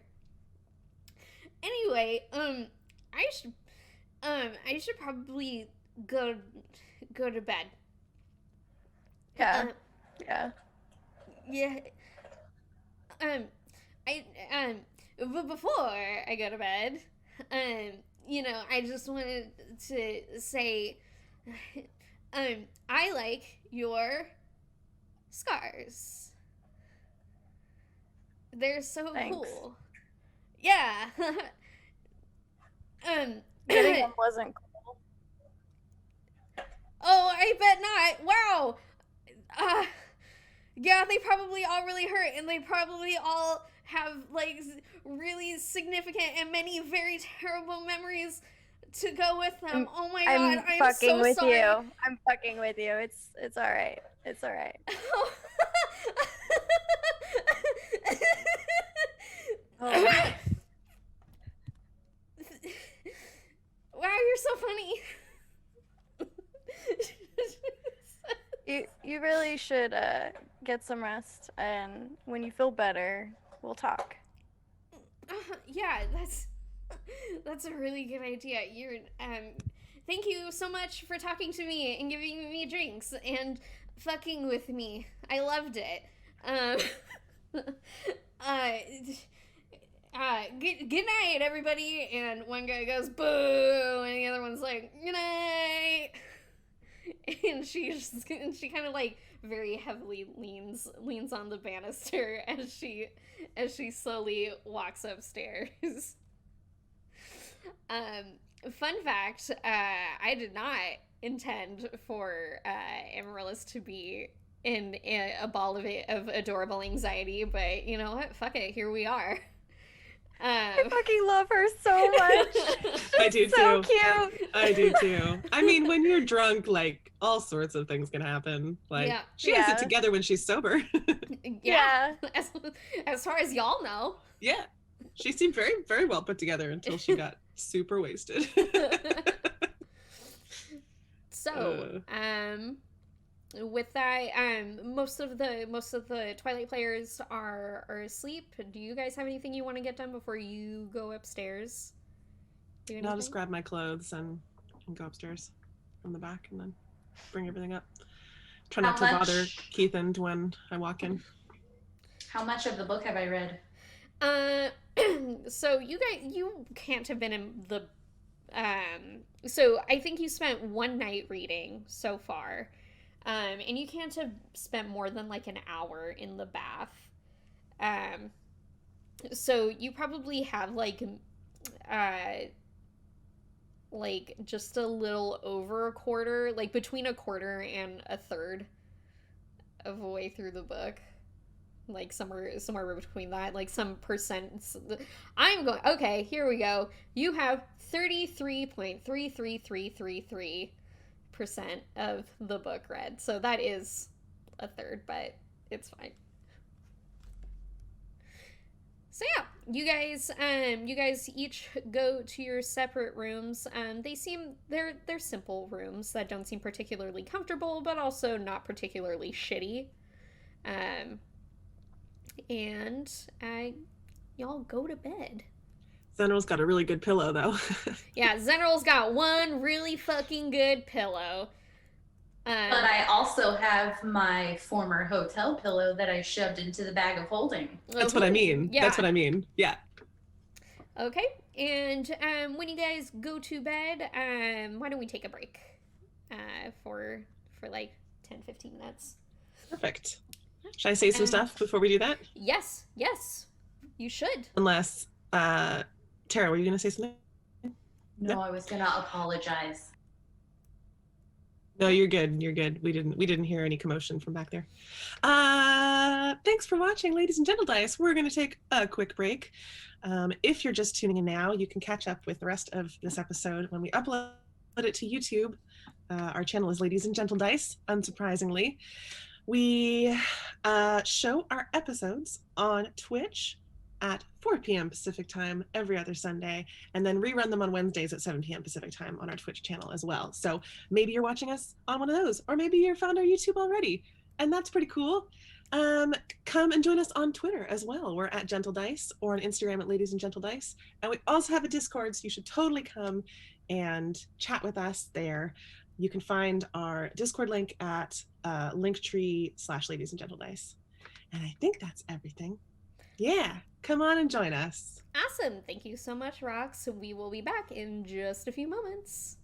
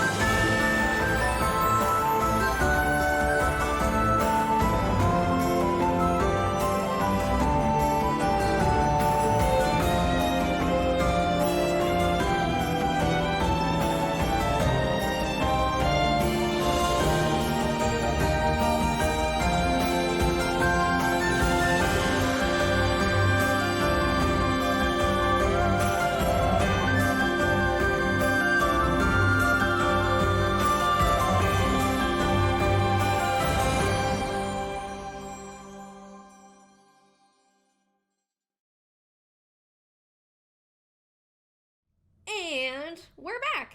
Thank you so much again for joining us at Ladies and Gentledice, episode 11. Rox, you got more stuff? I've always got stuff. Welcome back to Ladies and Gentledice. If you missed the first half of this episode, you can catch up with it on our YouTube channel, Ladies and Gentledice, where we upload our new episodes every Monday after they first air. And our episodes first air on Sundays, every other Sunday at 4 p.m. Pacific time. We also do reruns on Wednesdays at 7 p.m. Pacific time on Twitch. Come hang out with us on social media. We are on Twitter at Gentledice, and we have a Discord as well, which you should totally come join. You can find that link, the invite link, in our link tree, which is linktree.ee/Ladies and Gentledice. And I think that about covers it. Back to you, DM. Awesome. Thank you. Where we last left off, the players just got done with a long day of dungeoning and screaming revenants and dealing with Captain and also theater kids, aka the Twilight players, which they were called the Twilight something the first time I introduced them, but now they're the Twilight players. And so yeah, after dealing with a bunch of drunk Twilight players, one of which was a very anxious and drunk Amaryllis, everybody is going to bed bathed, kind of. And we are picking back up the next morning. The day is bright, albeit a little orange from the fire, but otherwise the air tastes not oppressive and smoky, which is a marked improvement to the previous day. What is up, Z? We definitely got a full rest. You definitely got a full rest. Everyone got a full rest. You may have your shit back. I wanted to go check. Probably the first thing I'll do after I get up is go check on Zeneral. Go to the twins' room. I was just gonna See say how how Zeneral's do I feel? doing. Yeah. Yeah, Zeneral, you are at full health again. You're totally fine. You feel better. But you definitely feel the sheath. you feel, after sleeping with it, you do feel like, I don't know, connected to it in a way. Like it has now become yours, aka you have now attuned to it. So you may put the sheath in an attunement slot. I will actually, after game today, if someone reminds me, I will make an actual item for it. Also, if anybody has the identify spell, you can figure out what exactly it does. Oh, and also, if no one has the identify spell, you can, I'll also allow Z to try and look for mentions of it in her book. What were you saying, Teeps? I just wanted to see how Z looks. Does she look the same as her? Does she look better? She does. She looks fine. Albeit slightly pale. You feeling okay, Z? You look like you might be coming down with something. DM. You feel fine. Yeah, I feel alright.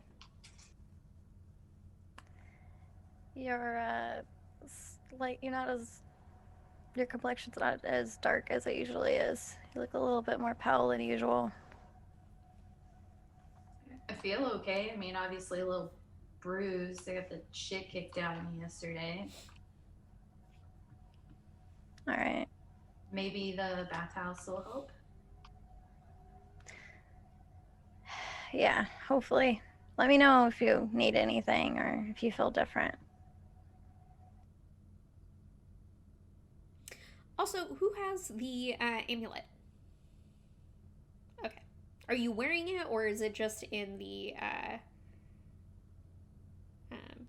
I can't remember if I did like an Arcana check on it or something. I'd have to go back through my notes to find out if I knew exactly what it was for. You guys... No, I had just like stuck it in my bag. You guys did do an Arcana check on it, and you do know what it is.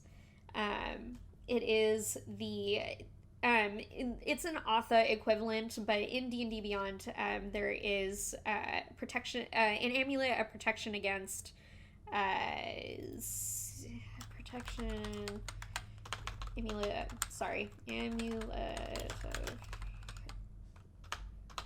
protection, or amulet of proof against detection and location. That's right.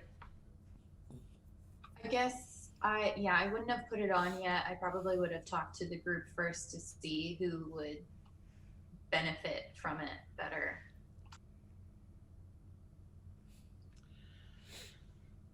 I don't know do any of us need it right now? Honestly, probably me. Then I'd say you should just be the one to wear it. I don't want to take all the fun items, though. Oh, that's all right. Never mind. Additionally, a person does not need to wear it. Something, if you were to, I believe, if you were to wrap the chain around something like an item, or something that could hide the location of an item. Oh, that's intriguing. I like that idea. Mm-hmm. Would we be able to put some things in the bag of holding and then put the amulet around the bag of holding?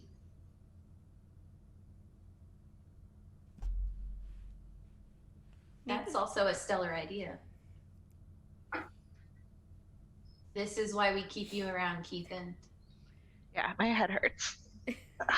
Yeah, several of you do feel hungover. Oh, I will say, yeah, also, Z, you feel fine outside of being hungover, is what I'll say. That's how I'll amend that statement that I had before.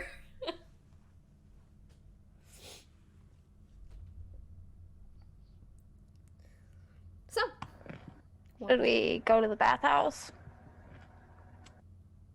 That's a good idea. I think we should maybe in the afternoon, if that's all right, or midday, head out to try to get our horses back, and then talk about what we're going to do from there. What the next plan is. Food, bathhouse, I need to horses. Food, bathhouse, horses. That's fine with me. I need to make a side stop and talk with Amarellis. I told her last night I talked with her. Right. Can Well, I you invite her suppose- to the bathhouse? Yeah, sure. want- Why not? Do you want to? Oh, all right. Should I not invite No, her to the bathhouse? I don't mind. I quite like her. That's a great first date. I'm all for it. All right. Okay, yeah.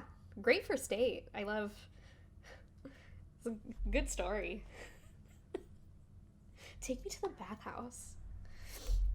So yeah, is that the first place you go, or is there anything else you want to accomplish in your rooms before leaving? I will take out the bag of holding and transfer like all of my stuff into the bag of holding, so that's all I'm carrying. Okay, sounds good. You're only carrying the bag of holding, and you feel lighter. I guess I'll ask Keithan if they want to put the thing in the bag of holding. I don't know if that'll affect it, but it might help. That's and I what, do kind of like yeah. the idea of the amulet on the bag of holding. Or if I wear the amulet, if that will also hide the...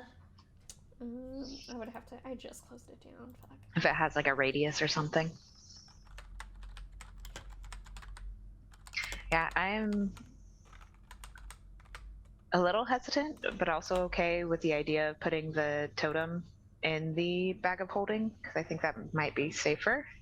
Do you want to carry the bag of holding with the totem in it? Would that make you feel better? I think so. Oh, it's just, yeah, maybe. Or as long as you. No, it's fine. I'll pull all my stuff out of the bag No, of you holding. can keep all your stuff in. I'll keep my bag with No, my no. stuff because Okay. I'm not making Keithan carry my stuff. And then I'm going to give It's Keithan the bag of light. holding. No. You could have kept all your things inside. It was. Nope. Here you go. Empty bag of holding. At least put the pillow in there so you can have room in your own bag. So, I'll do that. So what it says, I've looked at a couple of different sources. So the only description we have for amulet of proof of against detection and location is: while wearing this amulet, you are hidden from divination magic. You can't be targeted by such magic or perceived through magical scrying sensors. So, I'm gonna say if an item is wearing it, that still works. If an item is wearing it, that still works. And what I found, it does say it requires attunement, so I don't know Yes. if that means like the person. I would say the person,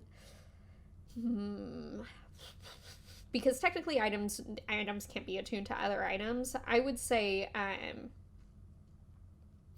we can treat it as if you're wearing it, but it just works for the item. So like, you know, one person should be holding these items, right? So like if you wrap or just keep it on the just if you keep it attuning it will just be keeping the amulet around like the bag for 24 hours, so you can't just go switching it around. It's got to be there before it like really starts working. It has to basically gather the energy of what it is trying to hide, is what I'll say. I think I'm just gonna wear the amulet to protect myself against the sheath, just because this seems to, or not against, but like protect the sheath that I have. And I imagine that I guess I could do an Arcana check, but in my brain, I would think that you couldn't scry on an item when it's in a pocket dimension. Yeah, that's a fair assumption to make. And that's what I was But thinking like about I said, putting I both could- the sheath and the totem in the bag of holding, but I'm afraid that they would, I don't know, have something weird. I want to keep the sheath on me. Okay. Okay. Sounds good. So yeah, I will put the amulet on. I will attune to it. I've got the Did you- sheath. Did you and wear... then So in order to attune with an item, you need Yeah. to spend a certain amount of time with it. So did you wear it overnight? Or... we just talked about it, so I may Sorry. attune to it while we're in the bathtub. Well, I think attuning, it takes at least 3 hours. Hold on.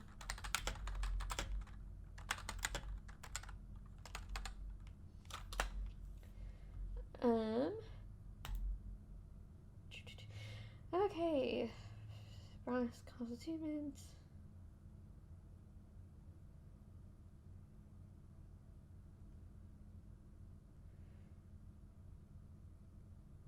Okay, so attuning to an item requires a creature to spend a short rest focused on only that item while being in physical contact with it. So, I would say if you guys don't do anything strenuous during your bath time, I will count that as a short rest and you can attune it. Strenuous during our bath time. I What do you mean- think we're gonna do? You guys could get into a fight. I don't fucking know. Like, whatever you guys decide to do. As long as you guys don't decide to fucking, burn the place down. Or, decide to fucking, I don't know, pull a prank on somebody and run away. Like, I don't fucking know. You guys are creative people. You could do anything. This is a fantasy world. Guys, I'm gonna boil the water. It's gonna be great. We'll have like just a sudden explosion.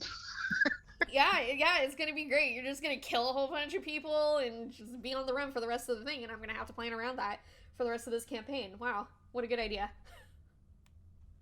I love that. It won't be so different from what we're doing right now. I mean, I guess, yeah. Okay, so are you guys heading out, or? Yeah, Amaryllis is I coming need with us. I need to go find Amaryllis. Okay. So I will say finding Amaryllis's room isn't hard because the rooms are like you can see the doors to the rooms from where the restaurant area of the inn is. So I'll say you can just kind of remember the door she went through when she finally went out. So do you knock on the door or? Yeah, I'll knock. Yeah. Okay. So you knock on the door and there's like a couple seconds of silence and then you hear kind of a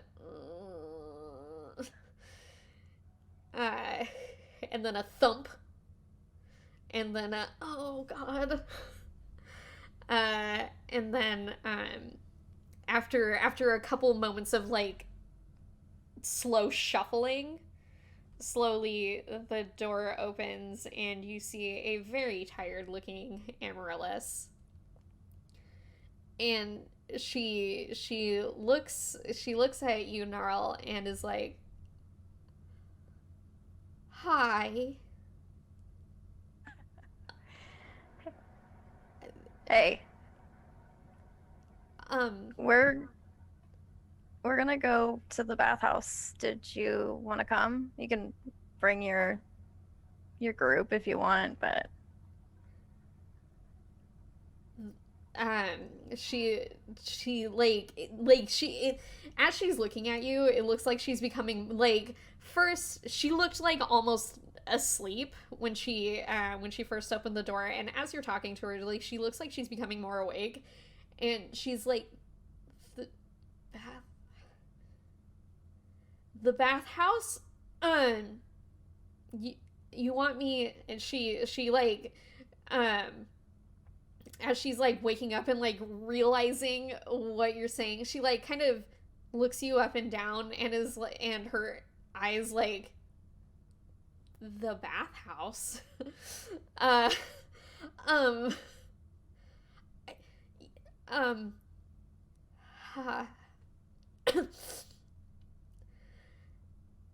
Yeah, she says, "Sure. Yeah, the bathhouse. That's a place people go all the time. Lots of people go there. And you're bringing your friends. Yeah, you invited my friends. Are you bringing your friends? Is that Yeah, we tend to. right? Because bathhouses where a bunch of people get together to have baths. Yeah. Yeah, that makes so much sense. I am so sorry. My brain is mush right now. It's yes. Are you feeling okay? You did drink a lot yesterday. I did drink a lot, didn't I? Yes, I would love to go. Thank you very much for inviting me. I will meet you there. Maybe I'll see if anybody else wants to go. Thank you. Goodbye. She closes the door. I'll make my way back to the group. Yeah, she said she'll come. I think she's bringing some of her people with us, so it's gonna be like a party in the bathhouse, I guess. Oh, great. You hear downstairs. Apparently, there's one guy left with his head down on the table, and you hear him go, "Party in the bathhouse!" Oh no. Before his Oh, buddy. hand just kind of like thumps on the table, and he looks like he passes right back out. I want to look at Gnarl and go, so somebody in the party, the theater group was asking about you and what kind of people you liked. I told them to take it up with you. Nobody asked me anything. Their loss. Yeah. That would have been a fun conversation. That's pretty much what I said, but they didn't want to talk. I don't know. Maybe they'll talk to you now. We'll see. Okay, so you guys head towards the bathhouse, or would you like to wait for the players? You can just go. I'll wait because I invited, but if they want to go ahead, they can. Yeah, I'll go ahead. Okay. Maybe Keithan will want to come ahead with me too. Yeah, I would just I'm sure this happened up in the room, but like make sure that the totem was still good and that I'm gonna make sure it's nice and securely wrapped up before I put it in the bag of holding, and I'm not just gonna put it in as is. Okay, fair. Just wanted to make a note of Very that just astute in choice. case. Yeah. No, that's what my thought was. We're not gonna. Ideally, no accidents. Ideally. Yeah, but then I'm good to go. I definitely probably need to wash some clothes. Okay, sounds good. So, Gnarl, are you staying or going? Or not Gnarl? I'm sorry, Z. Are you staying or going? I'll stay with Gnarl and buddy up. Okay, sounds good. First, Keithan and Fionn head over to the bathhouse. It's not far. It's a little bit out of the main part of the city because it's the easiest to get water there. And the place, it's nothing special. Like there's two pools that seem to be more or less separated by gender, but it doesn't seem, it's more like it's more like nobody cares that much. So like you'll see people are mixed up, but generally people of a certain gender stick to one side, people of a certain gender stick to the other side, but it's not that big of a deal is what I'm trying to say here. And it's there are a couple of also like smaller private pools off to the side, but it's not a big place. But the water seems to be steaming. It's warm. There's a couple people in there. They seem to be cleaning soot off of their bodies. They seem to be there from, the fires. What do you guys do? Does it cost monies? Do we mark off any monies? No, this is a public bathhouse. Oh, that's so lovely. Yeah, I'll just hop in. Mm-hmm. Put my clothes to the side and hop in. The water is warm, if a bit murky. It's a public bathhouse. That's fair. Just Epsom salts, herbs. Sure. Yeah, we'll say exactly. that. Yeah, that's what you can definitely tell yourself that. Anyway, so back to Gnarl and Z. It doesn't take more than like a couple of minutes before Amaryllis shows up looking much more composed in a robe because she's going to a place only to have to get naked again. And like two other players are with her, one of which is the wizard that nudged her, who she seems to be very good friends with, and the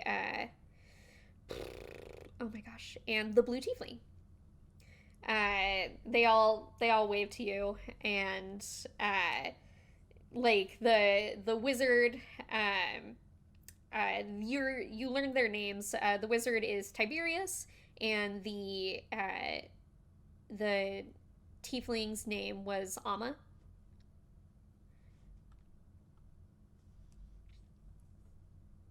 And so Tiberius like puts his hand up. He seemed to be the leader of a lot of, he was the one leading the Thumper party. So when he sees Gnarl, he's like, "Gnarl! Hey! Looking Tiberius! good! Hey!" What's up? And yeah, Tiberius will like give you like a high five and like do some weird bro-y handshake. I don't know. And Amma will wave, and so will Amaryllis. They will also both greet Z. Is just Tiberius and Gnarl, I think, got along real well the night before. And Amaryllis kind of smiles and is like, "Sorry about earlier. I am feeling better now. Thank you for inviting me. Thank you for inviting us. I'm sorry. Hi, General. It's nice to see you too. Sorry. Should we go? Right?" And Tiberius is like, "Yes, let's go!" And Amma just kind of laughs and kind of follows you guys out.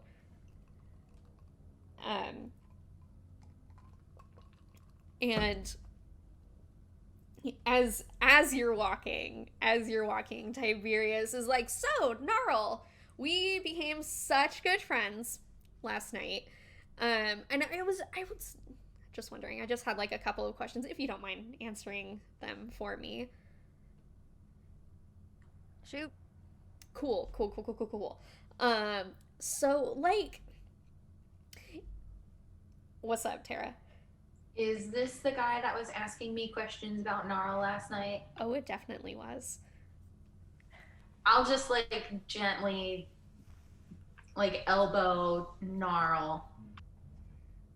As you're elbowing Gnarl, Amaryllis is elbowing Tiberius and is like, Mine's like super secret though. Like I'm being stealthy about it. yeah, they're Rogue not, elbow.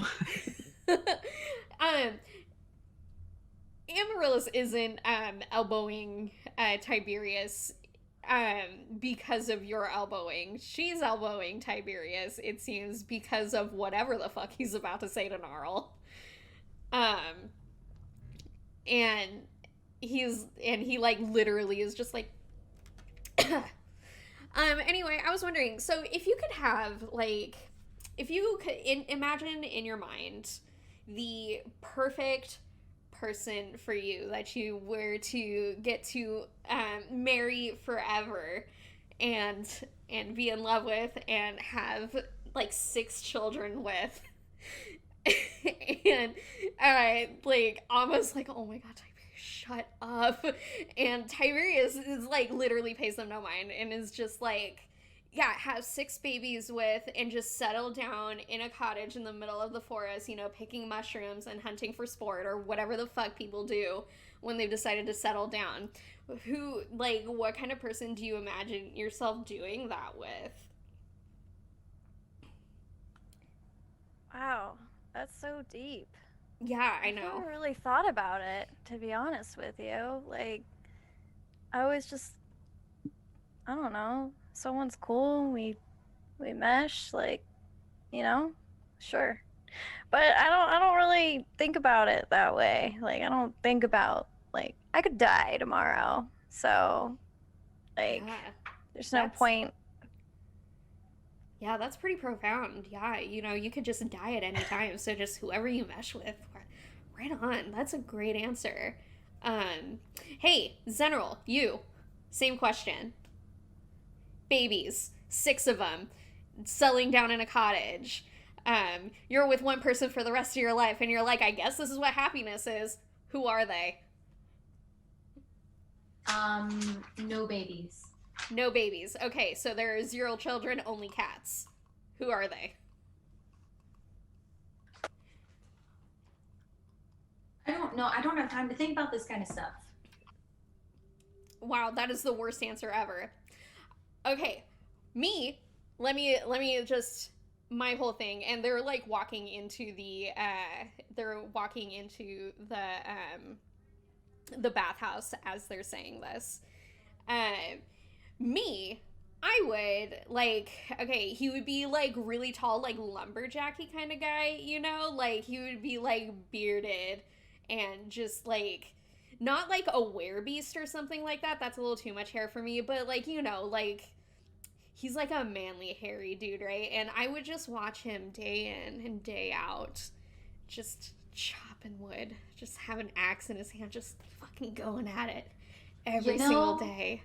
I think I met somebody kind of like that, but he wasn't a lumberjack. He was a chef back in Gondrin. Oh, really? Wow. A chef? Oh, fuck, and he makes really good food, too? Yeah, food's pretty good. And he's in Gondrin, though. He works at or is going to school at the culinary school.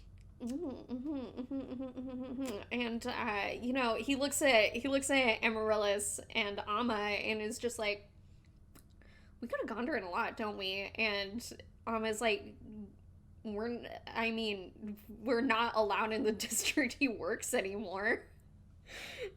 So I mean, he's like, we could go to the school. You know, we can still eat at the school and at the taverns and inns. You can work, you know, wherever. And Amma's like, I mean, I guess. And he's like, well, you know what? If we're ever there at the same time, we can always like introduce you guys. Oh, fuck yeah. Well, fuck he yeah. also visits a divey bar outside of the city all the time. Oh, so he's like a fancy chef, but he has super cheap taste. Fuck, that is sexy. And Amaryllis is like, Tiberius, please, for the love of God, stop this. And he's like, well, look. Okay, I just want to be happy in this life, and I'm trying to find it. And what if, you know, this is the man of my dreams? You know, like, Amma is like, bro, this is okay. And he's like, whatever. Hey, you two, Fionn, Keithan, yes, those are your names. Hi. Welcome. Come on in. And immediately Tiberius just like think of oh fuck, like some Jim Carrey movie where he like just throws his arms back. Yeah, what is that from? And I know what you're talking about. Falls off. I want to say like The Grinch or some shit like that. I don't know. I think it was Bruce Almighty. Oh yeah. That's it. Oh, that makes sense. He fucking Bruce Almighty's his robe and dives in. And Amma like kind of rolls her eyes, but she doesn't seem very self-conscious herself. Amaryllis, however, she kind of like watches everybody get in first. And like kind of glances nervously at Gnarl and everybody else, but Gnarl first. Before she like I'll give her like a little nudge and just a smile and like take off my clothes and get in. But I'm gonna sit next to her. Okay, sounds good. Yeah. When Gnarl does that, her face goes bright, deep grape. Her face goes deep grape. So yes, Amaryllis like hesitates. I'm like never centered in my brain. Amaryllis kind of hesitates. Her like she has very nimble bony fingers, I imagine. That's kind of like twisted up in the tie of her robe for a moment. Everyone except Gnarl, because Gnarl's back is turned. Like her face is like this deep grape color, and her gaze is certainly affixed to Gnarl's muscular naked form. And after a moment, she just kind of like looks away and takes a breath before untying her robe and letting it down. She folds it up very nicely and puts it off to the side. And she is tatted the fuck up. So she has like they weren't in area, like she's kind of conservatively dressed, so you didn't even see any of them, but they're mostly confined to her back and like the tops of her arms. But there's a lot of different stuff. Like you see there's like a dragon on her shoulder. There is like this weird scythe looking thing on her back. Like there's a whole scene on her back of several different things, and it's kind of hard to make sense of immediately. And the colors show like oddly vibrantly against her purple skin, because like having skin that like isn't white, it's harder for color to stick to it, but it seems very vibrant on her purple skin. What were you saying, Rox? I just, sorry, I didn't want to interrupt you, but I remember what the wizard, what Tiberius had said to her, and so can I see if they're covering scars, if her tattoos are covering up scars of any kind? Just, I don't want to be obvious about it, but I'm just really curious. Okay. Not that you can see. No. Nope. But and she'll immediately like go into the water. And as she's doing that, Tiberius is like, okay, Fionn, you're up next. You didn't hear any of this, so I'll have to go over it one more time. Okay, so you are in a cottage in the middle of the forest, and you have 6 babies or something, and there's, or cats, if that's your thing. Babies or cats. Both are good. Yeah, and there's and you're cooking, and you're living there for the rest of your life, and you're happy. This sounds fantastic. Yeah. Who's I'm with in. you? Who's that person that you're doing it with? Like, what do they look like? What are they like that you're living your best cottage life with? My sister? No. Who are you fucking in there? Oh, all right. I don't know. I don't think I've met them yet. Well, you don't have to, like, what is your, God, the most boring way to ask this is, what is your ideal partner? Like, what is your, like... I see. I like to add some flowery language to it to make it more of a fun question, but, you know. I liked the fantasy. Well, it's probably not going to be a fantasy. I think that's actually what I'll probably end up doing someday. So, wow. Gosh, I don't know, somebody who's kind and hardworking, and that they can have a bit of a sense of humor would be nice as well. Mm-hmm. I think I'd like to not do all the cooking myself. And good with children, of course, and animals. Okay, great. Yeah. Great answer. I love that. I love that for you so much. Okay, he points to Keithan. Okay, so 6 eggs, right? They haven't hatched yet, but they're getting there. And you know, you're in a place that's warm and not rainy, and there's the sun is out, and there partner, but you know, partner in your happiest life. I don't fucking know what lizard's like. I'm really sorry. I'm trying. Question.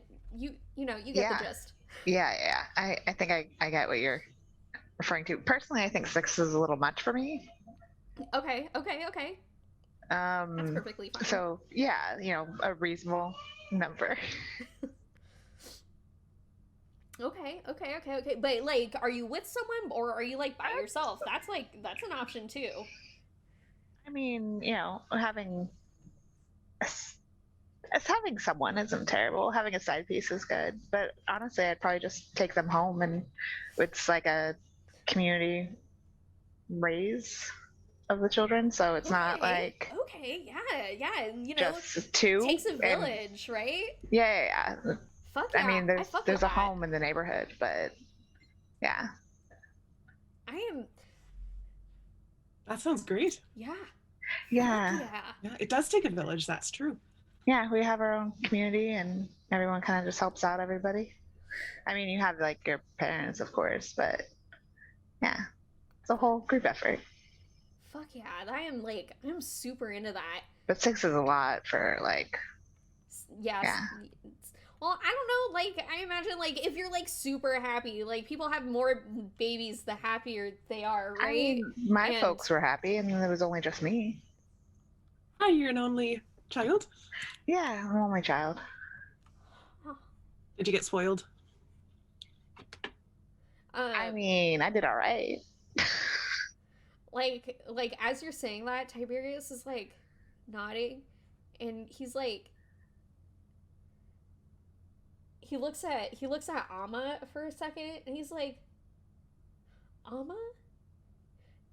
Did my parents have more children to, like, did my parents just think that the more children you have, the happier you are? Is that a thing just my parents thought?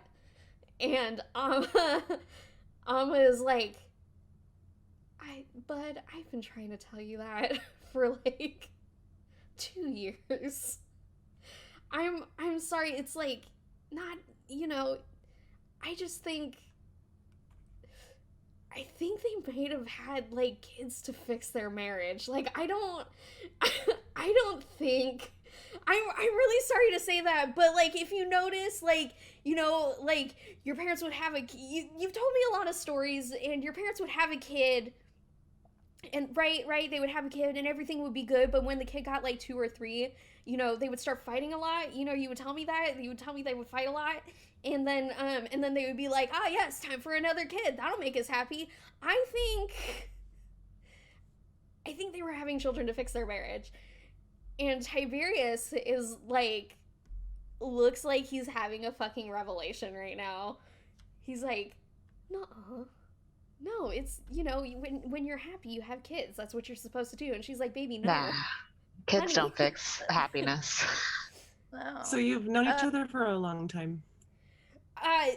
And Tiberius like kind of shakes his head. He's like, yes, we have. And Amma nods.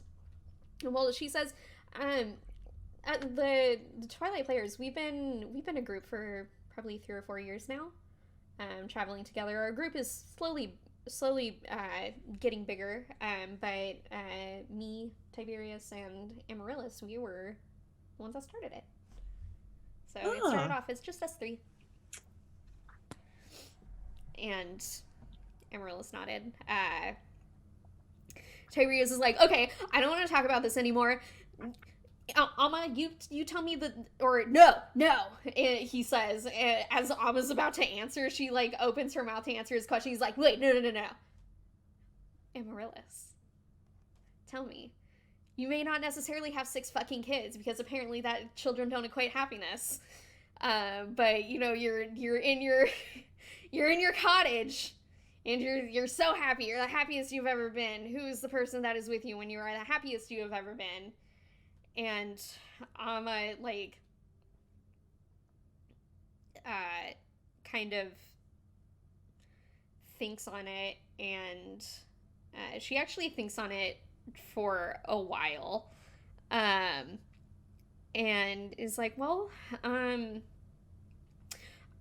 don't know, I think they're a person that it's actually, I think, you know, they're a person that is ready to be there. I guess it's hard to explain. And she like looks at everybody and just kind of blushes again. And Tiberius sighs and is like, our lead singer has stage fright, by the way. Did you know? And she says, shut up, Tiberius. You're asking very personal questions. Yeah, that's what I do. That's how I get to know people. Small talk is bullshit. That's true. And I like that opinion. And Amaryllis kind of laughs, and she's like, well, I feel like I'm just with someone that I had been with before. Like, what I mean is, like, I don't know what kind of person I want to be with. I think I want to have been with this person before we got there. And I think, like, that would be the place that all of our trials and tribulations kind of ended us up at. I don't know. Does that sound confusing? I'm sorry.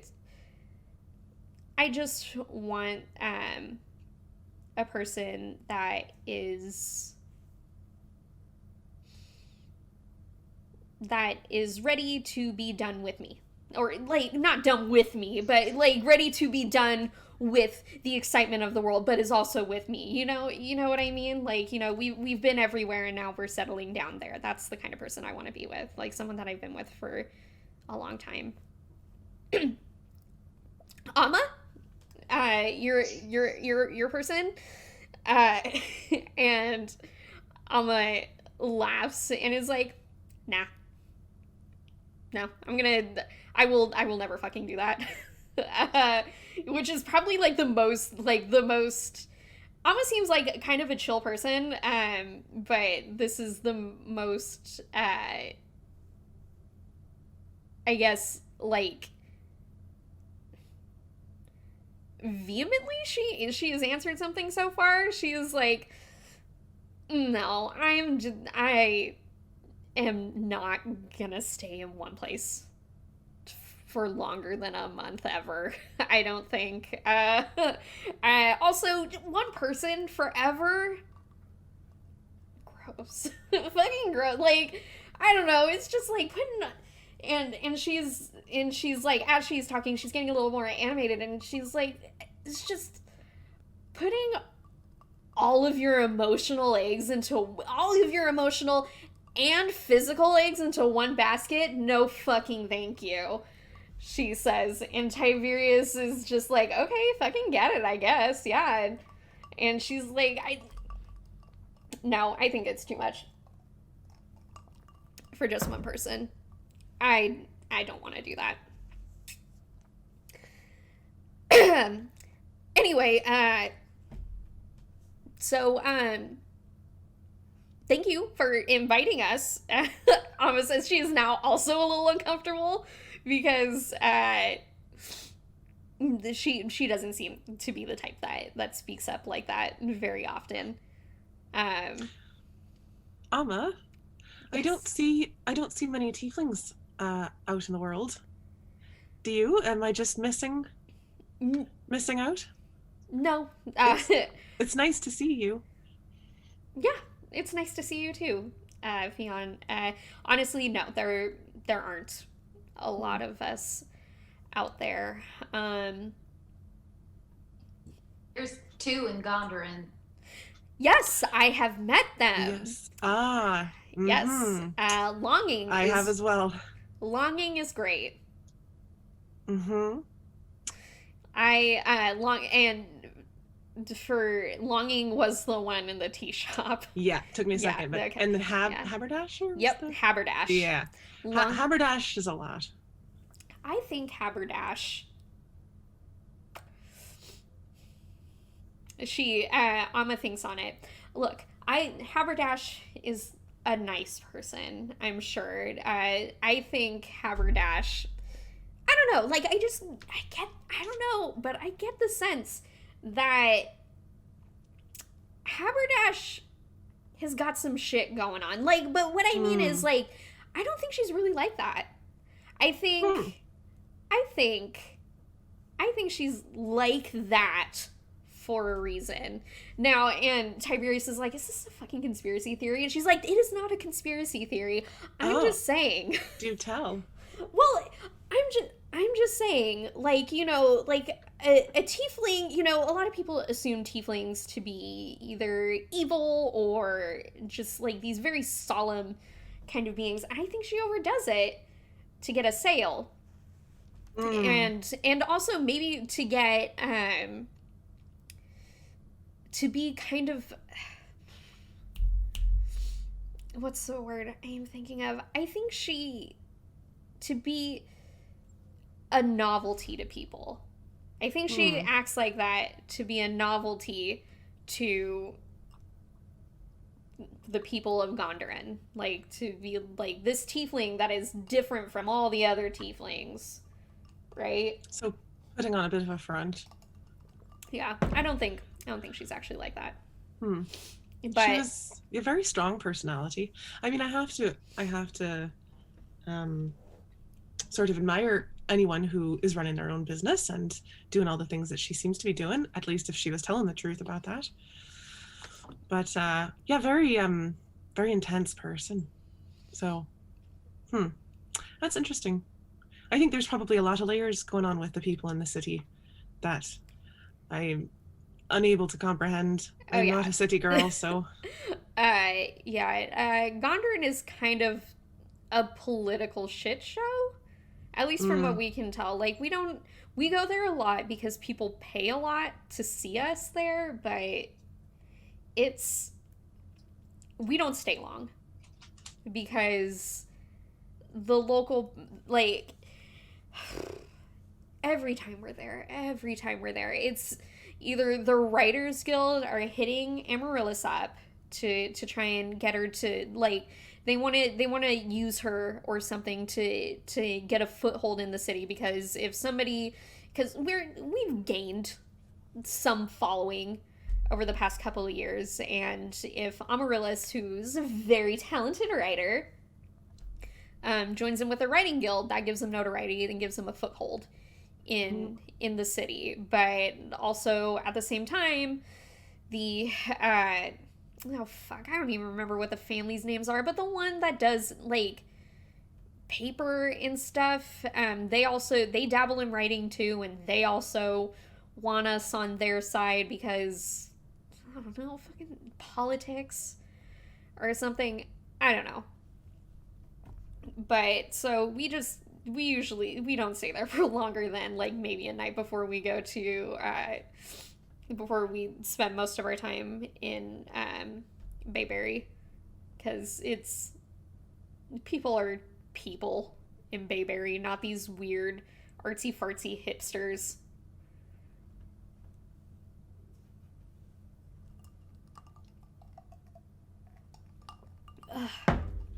You have people that sort of follow you around. You said you've gained a following. I was wondering how literal that is. Well, okay. Actually, Tiberius like holds his hands up. Actually, okay. I have a story. So there was this one gnome girl, right? She's not part of our group, but like every once in a while, yeah, we do get people that like follow us from city to city. But this gnome girl, she was absolutely obsessed with one of our wizards, Stefan. Okay? And like Stefan is as gay as me. Okay? Like I'm sorry, but no, thank you very much. And like, but she was like, Stefan, I'll do anything for you. I love you so much. Can't that be enough? And she just followed us from like city to city. And it was like really weird. Because like Stefan was like, I don't know where I was going with this story, but yes, we do get people that follow us around, like that gnome girl who followed around Stefan. Eventually, she doesn't really follow us around anymore because one time I got real drunk and kissed Stefan like in front of her to make her stop, and she did. Oh. I feel bad about that, by the way, a little bit. I don't though. And Amma just was like, he's like, people have to learn hard lessons sometimes. Exactly. Thank you. But everybody says I'm the asshole. Anyway. I mean, I won't pass judgment. Amma says, that means she is. And Tiberius says, shut up. I wink at Amma. And yeah, and every once in a while, like there's we get some bards that like kind of do their thing near us to try to get us to notice them and like kind of absorb them into the group. They're usually not very good. There is this one guy, his name was Marcus. He would only do poems about oranges. I don't know. He was just so into it. It was like some weird thing. I remember. I'm sorry. His whole thing was, nothing rhymes with orange, so I'm only going to make poems about oranges. And that will prove to people that I am the best poet to have ever existed, and they were all terrible. That's quite a gimmick. Oh. Yeah. A bit rough. It was the worst. God, I hated that guy. Have door hinge and that's about it. I think not a lot of options. He made up a lot of words. I'll be honest. There was one time where he said degorge. And I don't know what that word means because normally when you're reading, there are context clues where you can learn what a word means, and that's how education works. But I'm gonna like just very politely scoot away, like just to go like sit next to Z or something, like. But I'm still like, I'm doing the like, I'm still half listening, but like, oh, look at all these other things to look at. So yeah, that's how your baths go. Yeah, like Tiberius seems to be very excited about language, actually, and everybody's got their thing. He spends a literal 15 minutes ranting about degorge, because of how ridiculous and awful of a word that is. Yeah. Was there anything anybody wanted to do while they were... So what are we doing after this group? Right. Should we like scooch away a little bit to chat? Yeah, no, away a little bit. Yeah. It's easy for Tiberius to rap or Amma and Tiberius and Amaryllis, like they talk to each other easily. They've been around each other for a long time. So like if your group kind of breaks off, they don't seem to mind. Okay, cool. I just want to make sure that we're not like talking about. I mean, we've given away a lot of random information to a lot of random people, but I figure we should still keep it to a minimum if we can. I'm sorry, Xana, what were you saying? I was something about Degorinch, and I was having a hard time listening. No, you're good. I zoned out a long time ago. I don't blame you. So, what are our plans? What are we doing? Was there anything you were, I can't remember if there was anything you were asked or told to do after getting the sheath. This was it. Well, Still want to get the 2 if we can track them down. I don't know if that's still possible. Yeah, we still have to do that. the what? The 2 assassins. Oh, right. Awoot Right. and Jaral. Awut and Jaral. And they're not, it seems that the captain and lieutenant were saying that they were also looking for them. Yeah. That's Potentially. what they said. Yeah. Right. Are we We should take planning care of on that. going to the vault at all?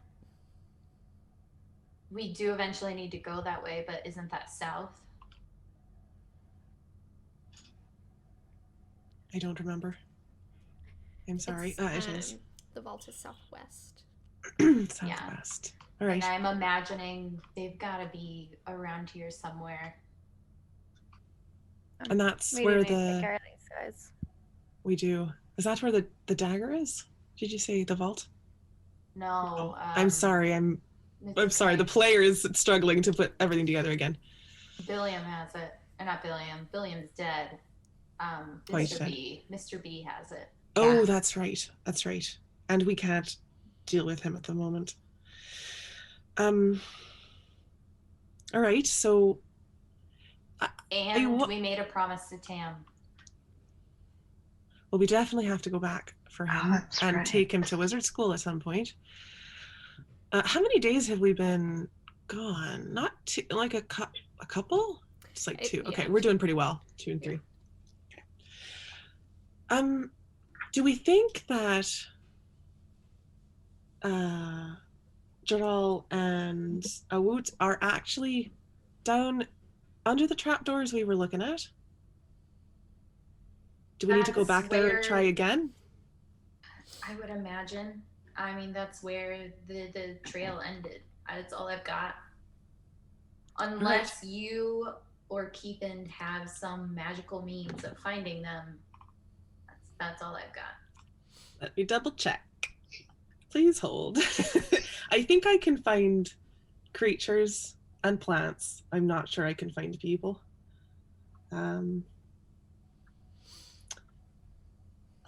Yet. If I was in their situation, I would have been long gone. I wouldn't have waited. I mean, yeah, I would have been too. Well, I can try to track him from that location again. You know, do my wolf thing. See if that helps at all. I can locate objects. Do we know anything they had on them? Yes. The golden diamond shape. That's right. There's information on the book. I wanted to read up a little bit about that. I wasn't sure if Right. you had gotten to that part yet. See. Right. Don't think so. Not yet. If you give me a religion roll to see if you, not with advantage yet because you haven't read the whole book, but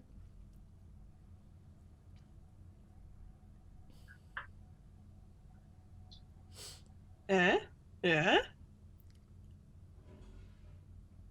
23! 23. So you have gone to you've read pieces of the book, and you have come across the diamond thing. I don't know what to call the 3D diamond. I think I mentioned it the first time we did, but it's basically a cube turned on its this turned on a but anyway, what you learned about it is that it was a creation by God, I have to remember my own gods' names.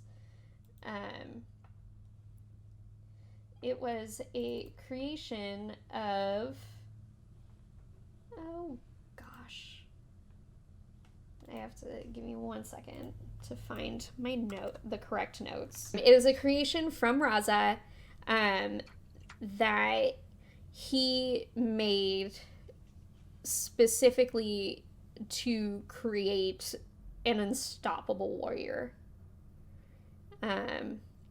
It was something Raza always valued strength, physical prowess, as the instinct part of his binary, and he created this golden jewel thing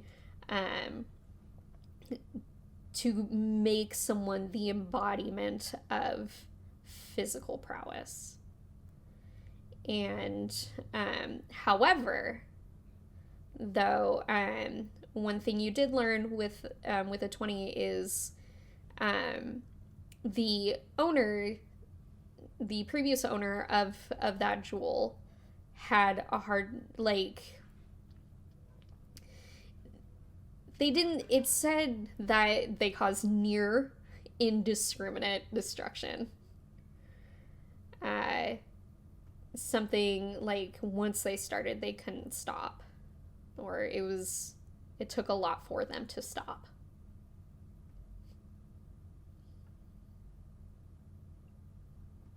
That's interesting. I mean, certainly they've already started. Starting with our lunch. I definitely would have told them all that information. Okay. I was already assuming that, sorry.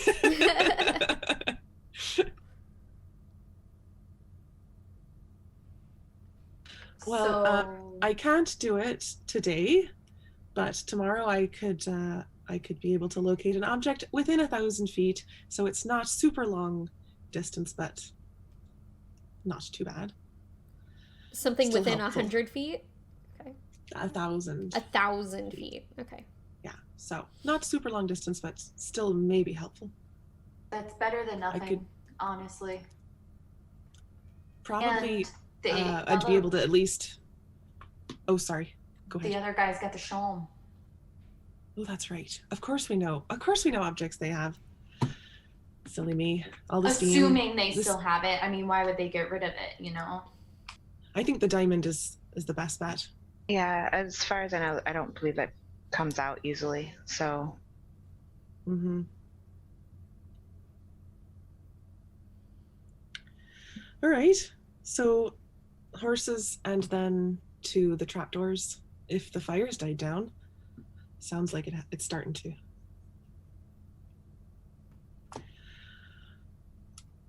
Should we get going then? Anything else we need to do in town? Do we need to get any supplies or anything? I don't think so. I don't need to. No. We're gonna pick up some lunch before we leave. Sure. Grab something on the way out. Mm. Keithan's very serious about lunch. I mean, I feel bad that we told them we'd potentially stay for a show, but this is kind of important. I think it is kind of important. The only other thing I was considering doing was seeing if I might be able to help if anyone's wounded. I can't remember. I remember asking. Oh, I was supposed to go ask one of the other kind of refugees, and I didn't do that. I'll just see it on our way out. I'll see if I can tell where anyone's being kept, and maybe I can stop by and help. But we should get going. Okay. Agreed. So, what do you guys say to the people that you came to the bathhouse with? Are you guys ready to head back, get some lunch? We have to head out soon. Yeah. they all nod. They seem to have been done with whatever it is they were doing also, and join you. As everybody walks, everybody starts to walk away. Amaryllis very gently touches Gnarl's hand. And she looks very embarrassed. And she gently grabs Gnarl's hand to grab their attention. And she looks nervous, but also kind of like, she looks mostly nervous, a little disappointed, and is like, so, you guys aren't gonna stay for the show?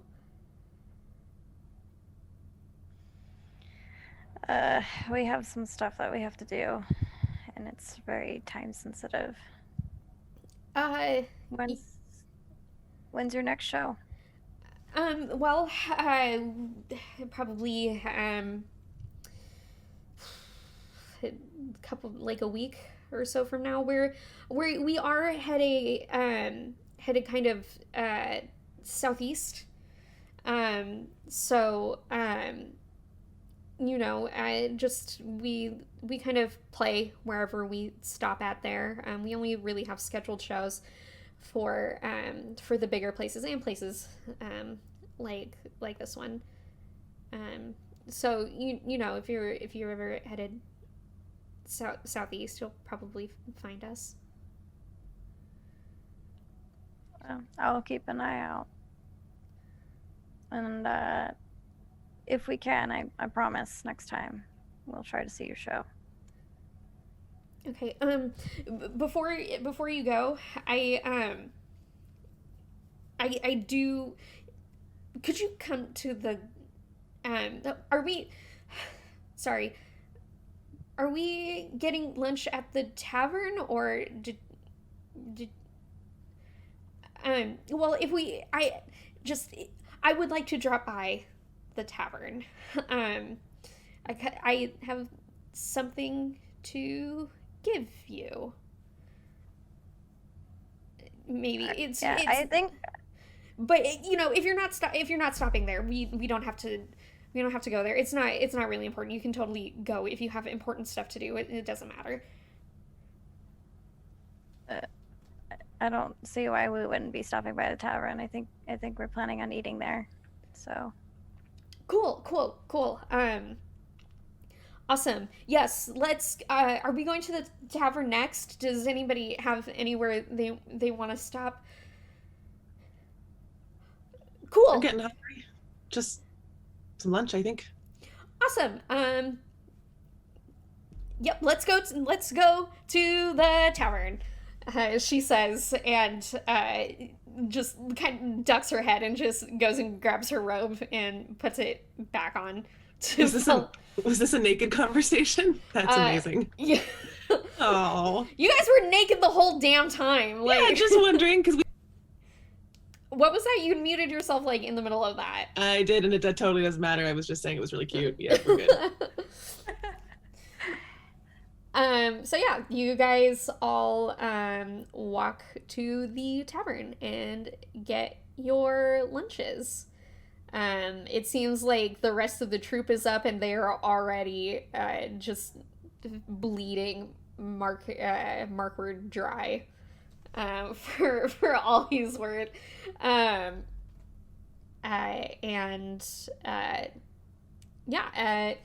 Amaryllis it does leave for a moment, seeming to go get whatever. I would have followed her if she would have let me. I was I would have, when we were walking back, I probably would have just tried to hang out with her. I think what happens there is you follow her, and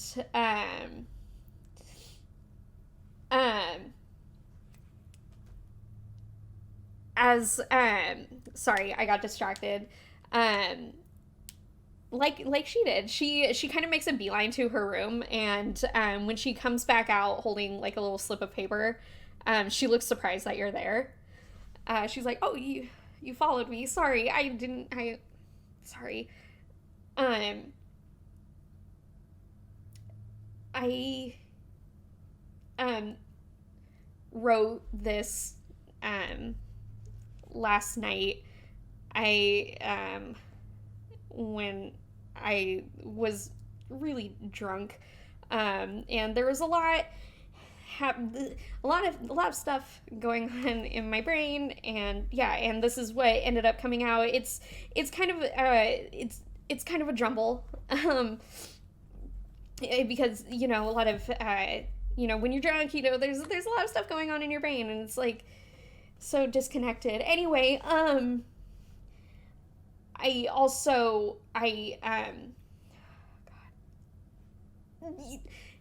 read this when I'm not here anymore, she says, and shoves this piece of paper into your hand, and is like, actually, I'm not hungry. I'm just gonna. Good luck, with whatever it is you're doing. I'm sorry. I was gonna give this to you when you were leaving, so you could just read it while I was gone, and I didn't have to see you read it. So, I'll wait to read it. Okay. That's also good. Yeah. Good luck with your show too. Thank you. Always really nervous, but it always ends up okay. Amma and Tiberius always make sure of it. Let's go do lunch. Right. And I am going to. This is the right link. This time I am absolutely certain. Did you write a note for Gnarl? I sure That's did. Adorable. Amaryllis. She's a bard. I'm so excited to I read love it. her. I love her. I do too. I love her so much. Okay. So you're not allowed to read it until Gnarl reads it aloud. Also, I sent this as a DM to Teeves specifically. So no one else is allowed to look at it until Gnarl reads the note. So anyway, you guys have lunch. It's a very nice lunch. Amaryllis is very nervous the whole time, and she kind of tries to avoid eye contact with Gnarl. She seems to be very shy and embarrassed about it. If we make like accidental eye contact, I'll just like smile at her. And she'll like try to make her nervous every time. Oh, it's not even hard. You make accidental eye contact with her and you smile, and she's like every single time she looks surprised that you would smile at her.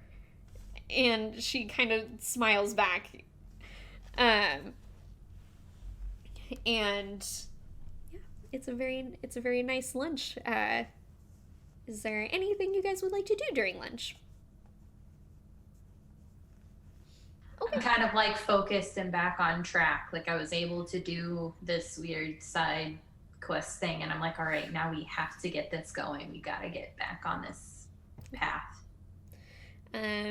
As you guys are getting up to leave, as you guys are getting up to leave, the Twilight players, they're all sad to see you go. They like you guys. And Give them. You mean we found a group of people that actually likes us for us? Yeah, it's so weird, isn't it? It's different. I'll give them some hugs or high fives or whatever it is that they. Yeah. Oh, there's several high nice fives, people. several hugs. They're basically fucking theater kids. They're all touchy feely. Love it. adorable. And yeah, Amaryllis seems to be the most reserved out of all of them. So she just kind of gives you guys kind of a soft wave as you're leaving, and she's like, "Good luck, you guys. You know, hopefully I'll see you all soon. I hope so as well.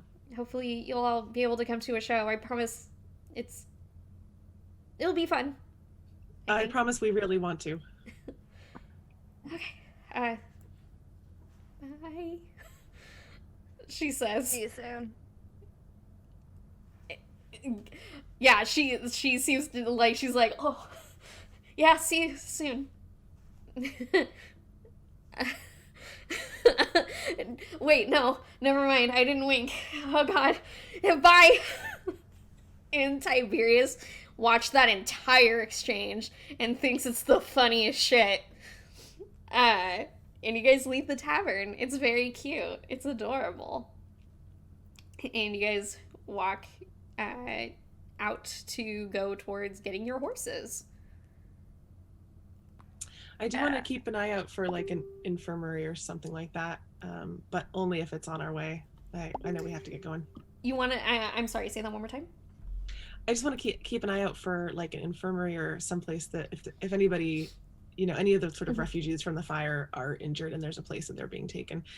Only if it's on the way out, because I know we have to go. I just, I'm torn because I want to help as well. So I will say, like, as you guys are walking to that safe house, I can't remember how far the safe house wasn't very far from the village, and the safe house was a safe distance away from the fire, so there aren't any infirmary things there, but you think like the source of the fire was between Rowan and Gondoran, so you will like, if there are things like that to find, you will find them on your way camps. back. Okay. Yeah. Okay. Cool. And I'll cast locate animals when we get close, just to make sure we're going in the right direction. Okay. I'll ritual cast it. It takes me 10 minutes if everybody's cool with stopping for a minute. Okay. Yeah. When we finally do stop, or if we're like walking and talking, I will try to read what she sent me, but I'm not going to read it aloud. I'm going to read it to myself first. No, you're not going to read it to our audience who's dying to hear the poem that somebody wrote for you? We'll probably notice that Gnarl is reading something, and, maybe we'll tease them a little bit about it. I'll read it to the audience, but Gnarl will keep it to themselves. Oh man, this is gonna be really hard to do it in that raspy voice. Be gentle, I urge my drumming heart. Be calm, I bid my quaking lips. As living's lines garnish sunset skin, I chart with ghosting fingertips, lest your delicate slumber slips. Gentle hands, juxtapose hardened, hide, soft-hearted eyes, betray a pointed tongue. What dared commit this yawning divide, with hath dimmed this shining sun? And the last part of it says, the sonnet is not yet done, find me again to finish the tale I've spun. Gnarl does not do that noise. Yeah. So yeah, you guys on the outside, as Fionn is, as Fionn is ritually casting locate animals, you guys see Gnarl pull out a little piece of paper and read it with a goofy little smile on their face. Definitely like burnt orange looking, blushing a little bit. I kind of want to like peek over Gnarl's shoulder to see what do you got there? Just, a letter. I'll put it in my coat.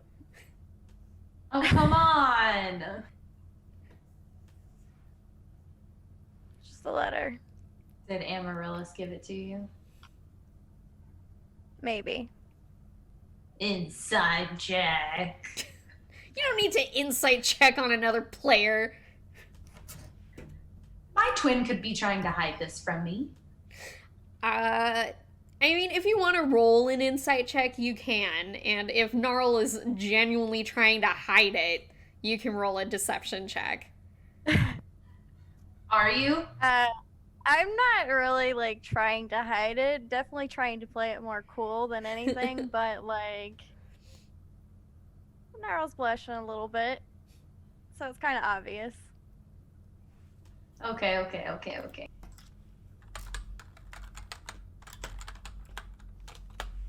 Sorry about my loud tapping. I'm looking up the locate animals or plants, so I know. Okay. Yeah, I do not trust that the Assassin's Guilds have taken care of them at all. Like, they might just be running around somewhere. So, like, nah, I'm gonna go ahead and do this. Okay. Closest creature or plant of that kind within 5 miles, if any, are present.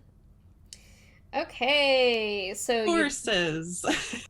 Okay, describe or name a specific kind of beast. Okay, and specific kind of beast is a horse.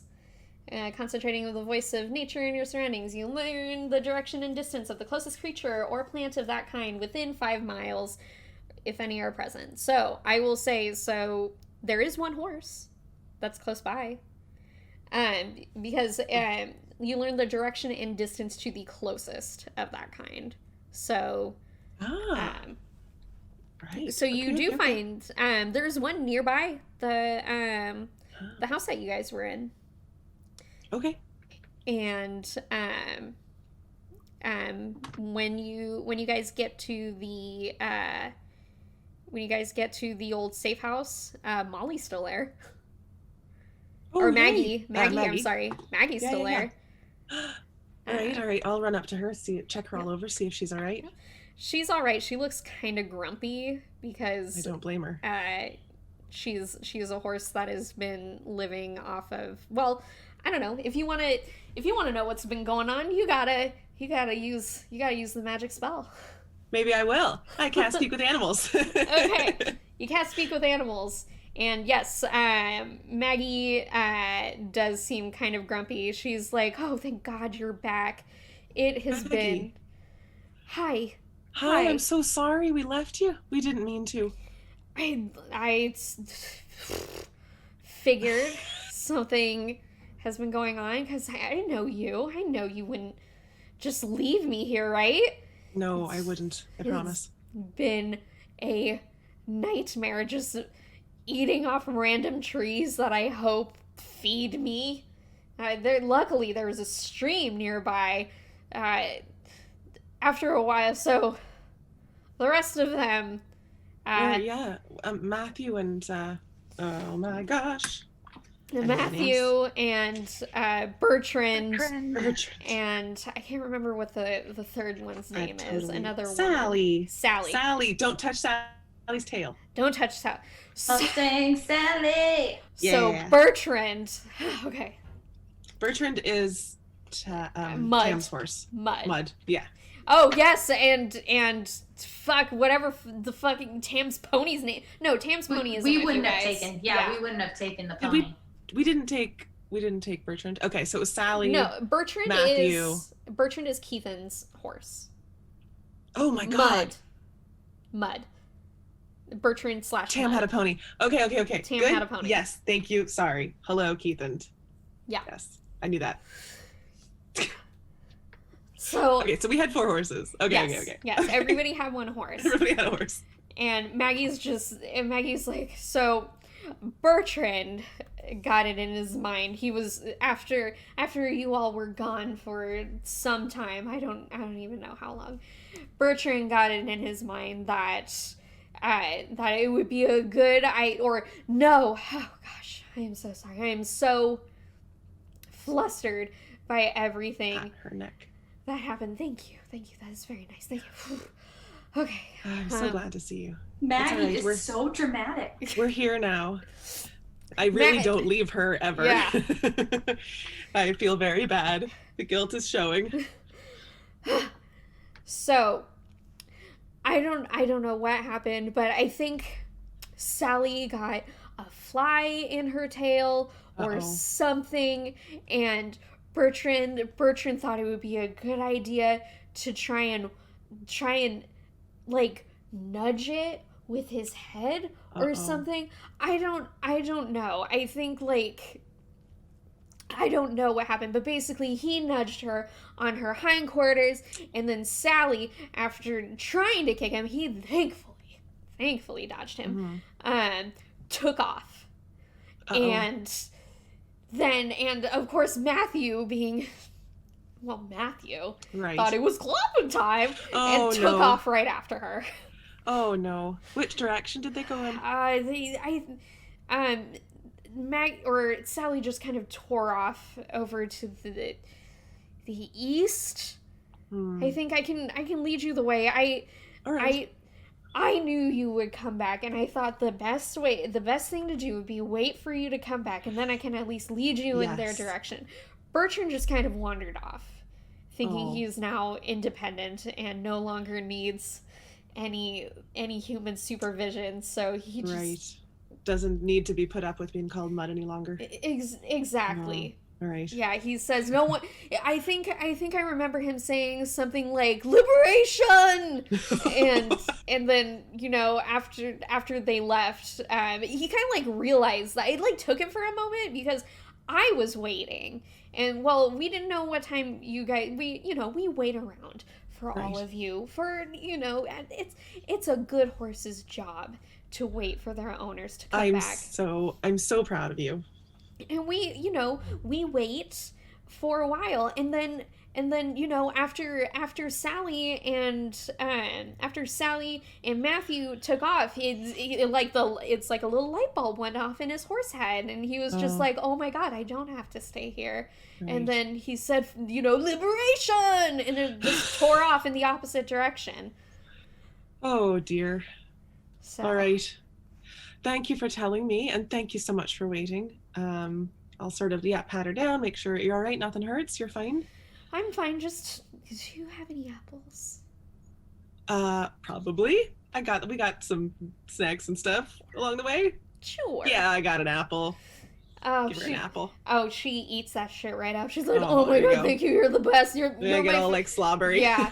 She's like, I love you so much. You're the best. And she kind of like, horses can't weep, but she's like, oh, it's so good. Thank you. You're the best owner ever. Oh, good girl, Maggie.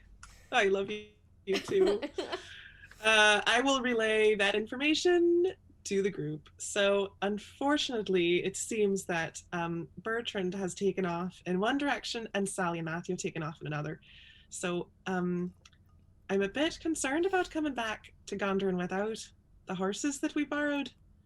Do you know how long ago they ran off? Maggie, how long ago was it? Do you know? Where was the sun in the sky?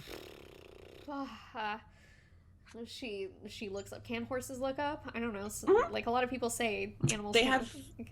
They have really like okay massive amount of vision with their little bulgy eyes, so they could see up. She looks up. She I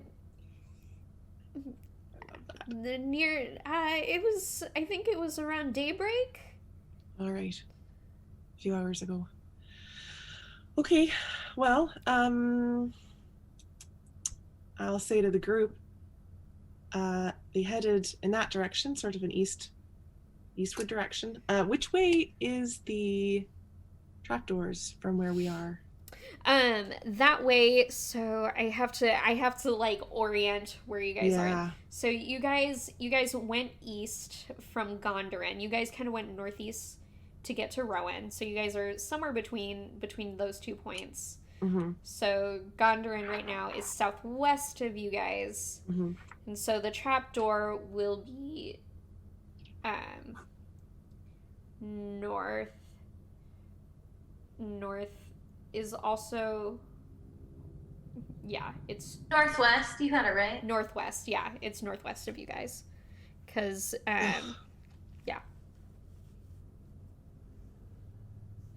Oh boy, that's right in the wrong direction. Bertrand ramped off to the west. Right. How upset does Keithan look about Bertrand not being there? Mostly like just an inconvenience. Okay, yeah, Like, that tracks. yeah. Like, it'd be faster and handier. I'm But- not too worried about the horses. Honestly, I told them that we couldn't promise bringing them back. Did you? All right. I did. All right then. I guess we'll skip it. I'll keep an eye out for Bertrand though, just in case. It's always nice to have more horses.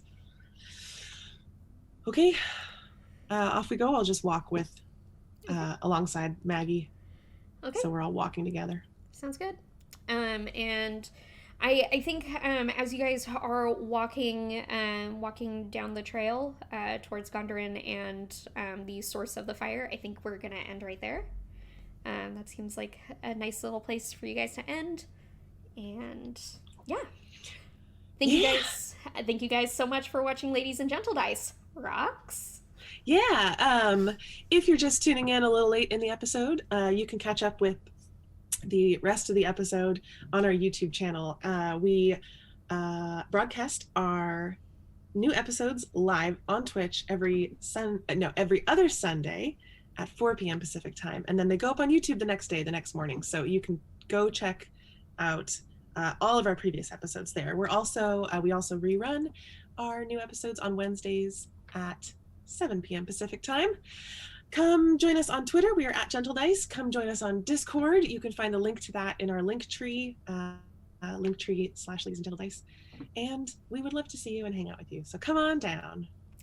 Thank you so much, everybody. I already said it once, so I'll say it again. Thank you for watching Ladies and Gentledice episode 11. You have a wonderful rest of your night. Goodbye.